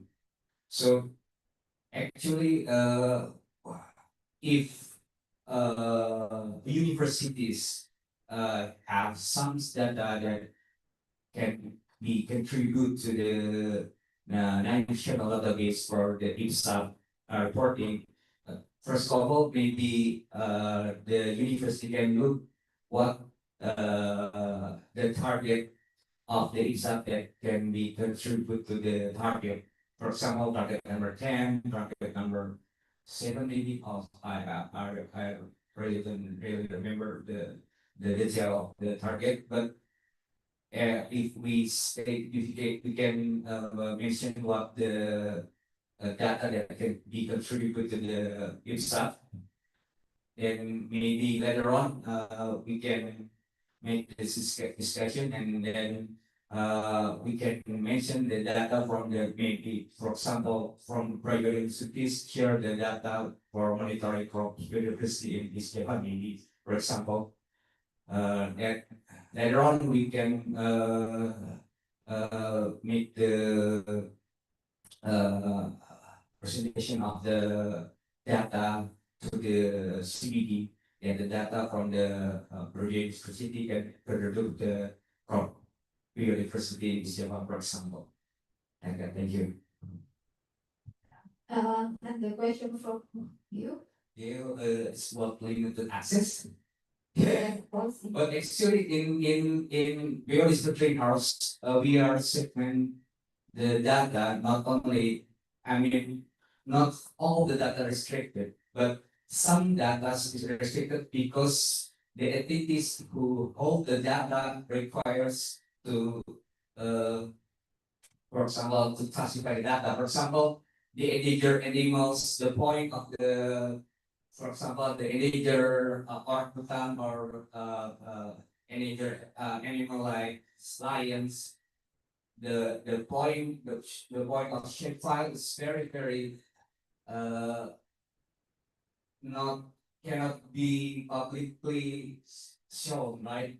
Because many hunter will hunt them maybe later on. That's why it requires permission from us to share the data. But another than that, for example, from maybe for the crop plants, it's actually it can be access related. Thank you. Okay, thank you. Now I'll give a opportunity to Dr. Salini to respond and answer the question. Thank you so much. I think there are three questions for me. Two questions were on uh, in person from the audience, and there's one question from online participants. So I'll just go one by one, because if I correctly remember, the first participant asked me about how India is having these space technologies and how this is integrated in betterment of crop diversity and improving farmers. So I think in general, what I would like to emphasize here that Indian space application research program is very strong at the moment. And a lot of these decisions that are happening on ground are very much data driven based on these space application technologies. So if I say some of these real-time data for crop monitoring, weather forecasting, and resource optimization is actually coming from innovative programs such as Krishi DSS. So Krishi DSS is Krishi means agriculture in our language, and NPSTA are some of the leading approaches to forward sustainable and efficient farming system. Now, I would like to here emphasize on some of these key aspects of contributions coming from Ministry of Agriculture and Farmers. So we have different flagship programs like FASAL. FASAL is abbreviation for crops, NADMS, Chaman, and Kisan. So basically, these programs are leveraging satellite data for crucial tasks like crop forecasting, drought assessment, and also insurance, providing a very data-driven approach to farming. So basically, these are for forecasting agriculture output using space, agrometeorology, and land-based observation, and also predicting the crop yield. So these are helping the farmers in the larger landscape of the country on drought condition and enabling time intervention. So if you are aware, India is also one of the strongest, one of the important areas where land degradation is very, very severe after China. So there, these kind of spatial technologies are very relevant, and almost 70% of population is still involved in agriculture. So these kind of efforts are undertaken. A lot of these SMS-based technologies, WhatsApp-based messages are directly connecting people on early forecasting and other things. Now, the important crux here is again that AI, machine learning, the way it is growing, the acceptability, accessibility will be driven by how educated farmers are, how accessible these technologies are to them, and how interested they are to use them for their benefit. And this only comes when they see successful efforts happening in their neighborhood. So that becomes one of the facilitators. So this is the one answer to the important question that was asked. There was another question about the trade-offs and trade-offs because of a lot of agriculture is now coming at the cost of loss of forest in many areas. A lot of these benefits are on this growing population demands more land, undercropping, and that means loss of a lot of forest land. And of course, our multiple cropping system that were more diverse, stress tolerant, regenerative, and adaptive in nature are now getting converted to more 5 or 7 type of dominant crops and cropping practices that are more monocropping. More hybrid crops are coming up, and though the yield is really high, we don't get enough of byproduct. So there are n number of all these kind of trade-offs that are interlinked. But I think when we start talking about space applications in agriculture and we want to conserve crop biodiversity, we need to understand that we need to have also healthy ecosystems nearby, reduce fragmentation, and that's where space technology can identify these hotspots, how to restore them, how to involve communities in this restoration exercise. And I think participatory GIS is a growing area where communities can really play a big role in these kind of transformative approaches. So this is correctly, if I remember both the questions that I tried to answer by clubbing a lot of them. I hope this addressed your queries, and I'll be very happy to address further if you want. You have more questions through email that organizers can share with you. Thank you so much. Okay, thank you. Now I'll give a chance to Dr. Jalo to answer the question from Pak Dani. Sorry, Bu. I am not from Bapenas. Yeah, Pak Jalo. Oh, okay. Sorry, I am Nur from Bapenas. I am representing Pak Jarod in this moment to respond the questions since Pak Oh, all right. Jarod has another meeting. So please allow me to respond the questions from the audience. I think I just want to answer to the second questions is related to the what is the support from the university to the improve or to improve the production and productivity in especially in the West Java, as like mentioned in the previous presentation from Pak Jarod. I think university can be have the important role in the research and also the assistance for the farmer. So the first is how to explore the more scientific base to evaluate to alleviate the some challenges in the agricultural challenges like the decreasing the productivity, especially effect by the decreasing the land productivity. I think in Bapenas we have several cooperation or the cooperation with the some universities to explore more research and also technology or to improve the production and productivity in agriculture sector. For example, we have cooperation with a university to explore more about the soil health and also the impact of the fertilizer. So I think the university have the important role how we can improve the land productivity in specific area like in the Java and in the outer of Java. And the second is, I think university can has the role in the assistance for the farmer. So how the farmer can adopt the technology and implement in the field. So I think the government has the limitation to capture the all farmers. So I think university with the students and also the lecturers and the researchers can be a partner for the government to assist the farmer in the field. I think this is my response. Thank you. Okay, thank you, Pak Avianto. Yeah, so the collaboration is the key, yeah, to dealing this problem. So basically, I have a question for Dr. Salini, still regarding the because you presenting from the global standpoint with the case study in India. So how can e-based assessment can inform national strategies to Indonesia, for example?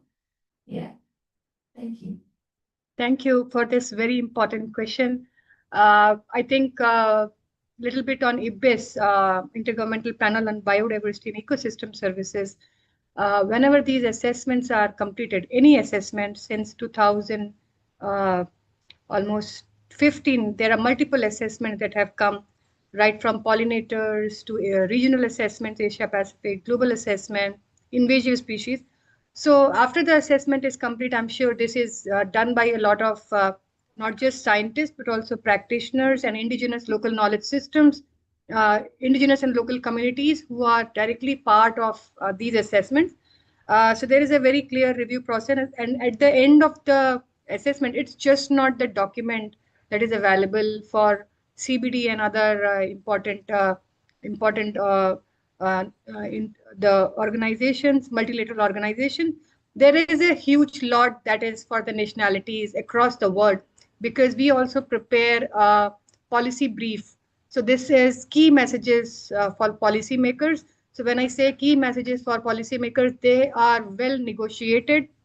Then when they have a consensus, like how we have in IPCC and CBD COP meetings, and these key messages are one of the driving force on the kind of policies these nationalities will make.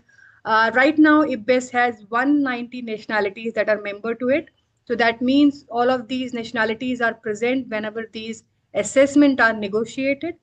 So the takeaway messages are basically for policymakers, how they are going to reform their policies. For example, if there is a loss of biodiversity, how they are going to make their changes in NBSAPs. If there are certain kind of ecosystem health risk, if there are certain kind of restoration needs, how are communities going to improve these things through legislation, through different programs on ground. IPBES has involvement of UN bodies. It also involves FAO, and it is part of these different governments. So there is a huge opportunity, and as well as a great learning that is generated by scientists for nationalities, for governments. And these ministers, these policies briefs are, I would just like for the knowledge of all those who are sitting. So for example, we are not creating any new knowledge. We are not going to do any primary research. This will be based on what authors, researchers across the world have done in last 5 to 10 years or 50 years.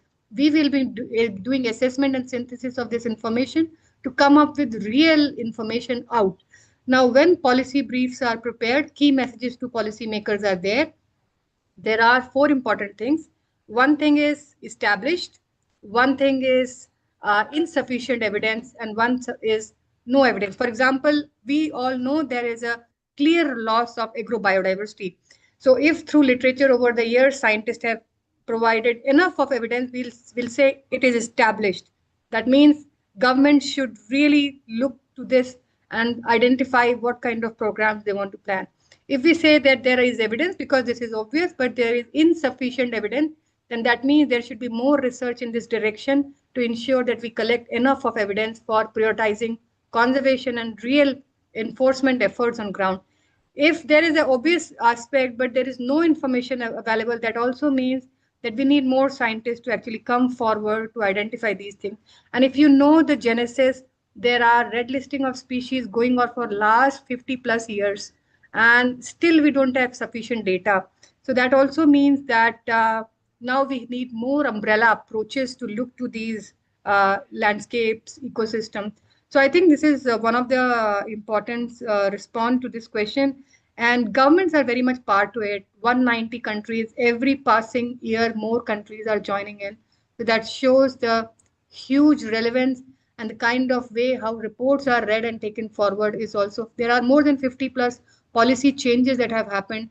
European Union brought in this restoration law that was also facilitated and supported by IPBES finding. So there is a lot happening.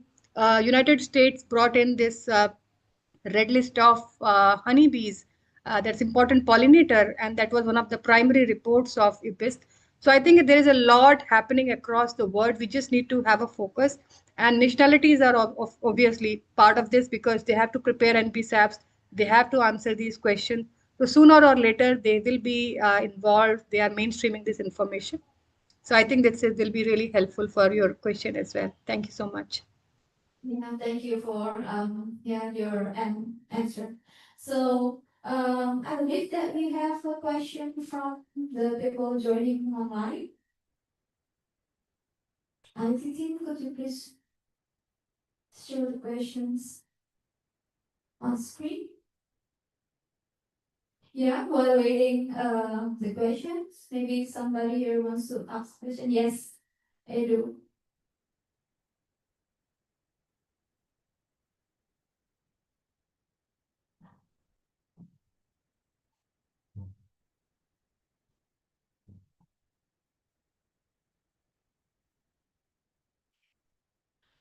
Okay,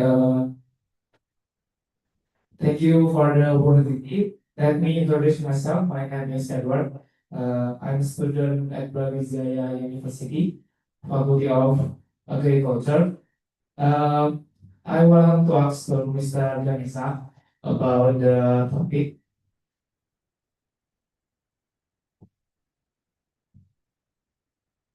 I'm very interested in this topic.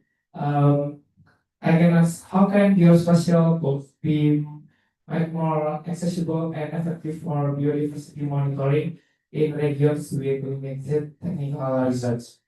Uh, yes, thank you.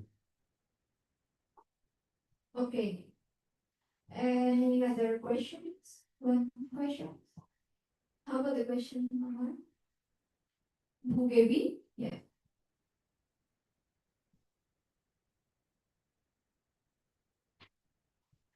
All right, thank you very much, moderator. My name is Gabriela.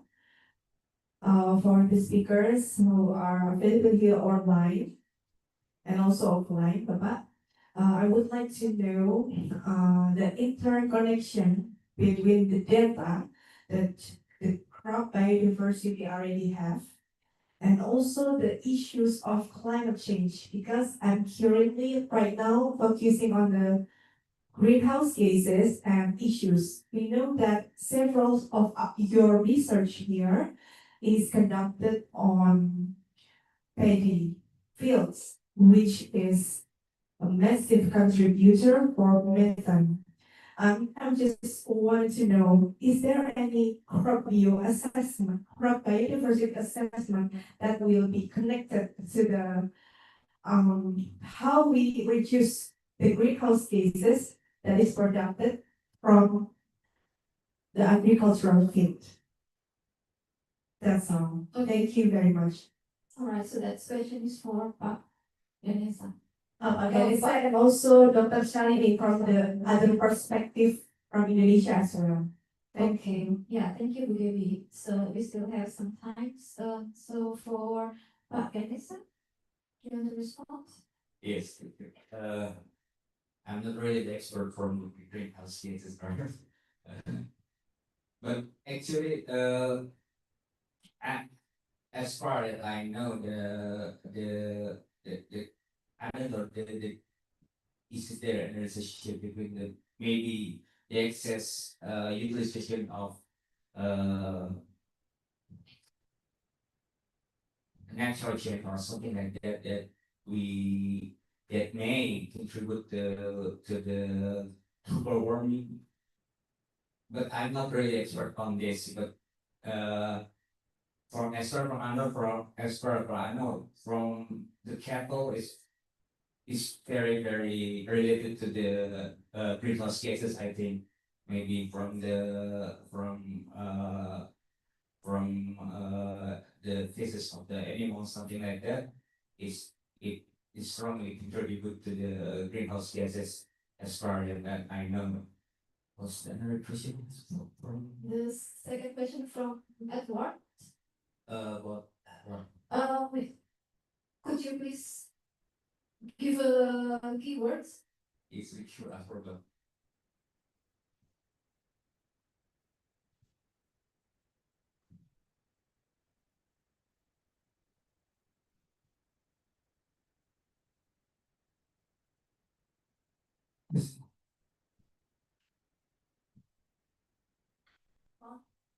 Okay, mungkin I repeat my question. How can geospatial tools be made more accessible and effective for biodiversity monitoring in regions with limited technical research?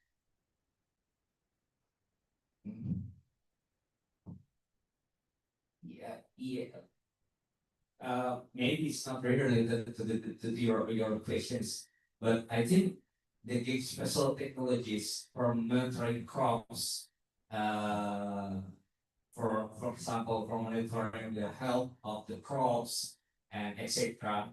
It helps contribute to the what I mentioned before to the national target or IFSAT that mentioned that for example health of the ecosystem, how the land use change, and etc. It's better to contribute the data to the national and international level of the KMGF and its target, I think. Do you understand? Okay, thank you. Okay. Yeah. I want to give opportunity to Dr. Salini to respond the question from Ibu Gaby. Yeah, I think if I correctly remember, the question was the data on impact of climate change on crop diversity and crop species. If I'm correct. Yeah. Yeah. So I think there is a lot of such efforts ongoing. If I see a scenario for Asia, there is a lot of research already going.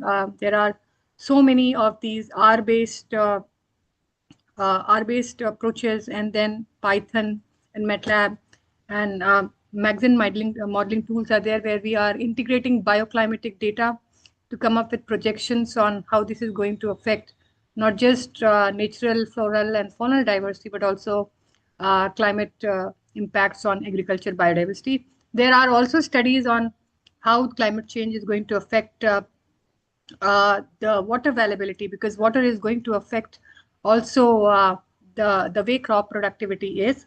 And of course the changing scenario of droughts, like if I see in many parts of semi-arid and arid parts of Asia, the droughts were frequent, like after 3 to 4 years they were recurring, but now you see a lot of rain happening. This year has been a complete year of rains after rains. It was started in winters, and La Nina was such a strong thing that now even we are facing these rain in the odd times. Now, this has definitely its impact, because people who were not so aware of seeing how to manage water excess, they are now having this a kind of a calamity, kind of how to withstand this excess water. And climate impact on agriculture is one of the crucial aspects of loss and damage. The discussions are happening, and how loss and damage fund will be allocated is a very real time important issue at the moment. So there is a lot of research happening to make a strong case by nationalities that climate change is affecting their agriculture, affecting their well-being, affecting their nutritional security. So I must say that if you look to some of these work, you'll find there is a tremendous information coming on climate impact on agriculture and how it is affecting climate diversity, agriculture diversity. And I think this will be a strong case.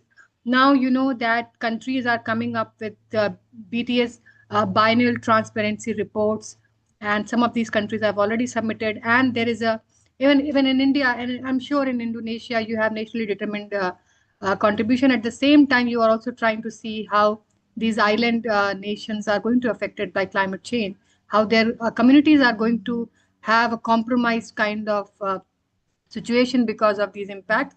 So there is a lot that is happening. You just need to see these some of these important publication. You'll get to know. FAO is coming up with some important aspect. IPCC special reports are coming on to highlight some of these.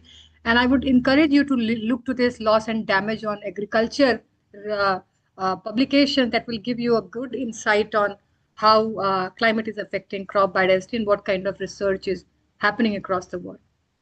Thank you. All right, thank you very much. So yeah, we almost in the end of the sessions. We would like to thank to the all speakers. Could you please give a big applause for them? Yeah, thank you so much for sharing your valuable insights, and also all the participants for your thoughtful engagement.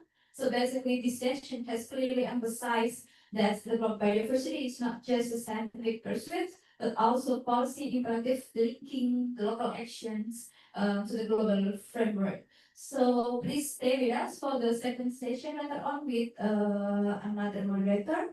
Once again, I would like to thank to all of you and have a productive symposium. I offer back to the Master of Ceremony.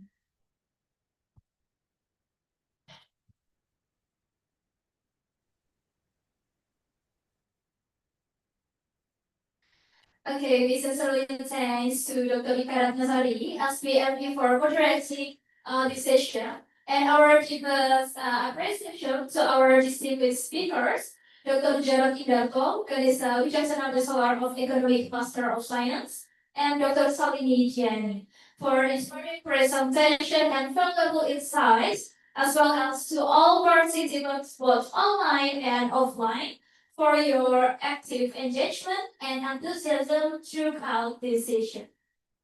Okay, next we will now proceed to the present of small gift for our honored speaker.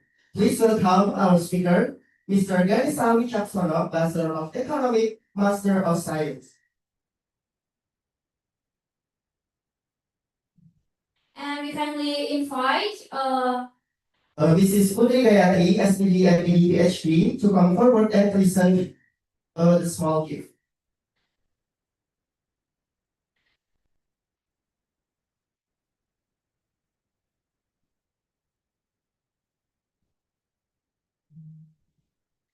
okay, maybe please give a warm for applause.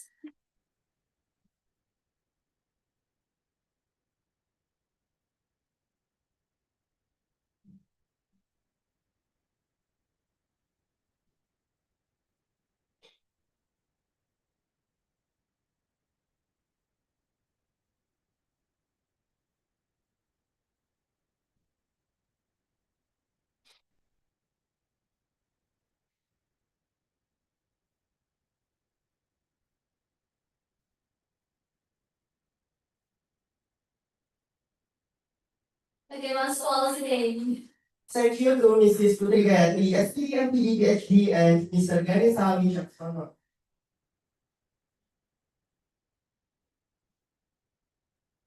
Okay, after this lunch break session, please remember to join us after the break for the next session. For online participants can return to the meeting at the scheduled time. We will resume the afternoon program promptly at 12:30 p.m. See you.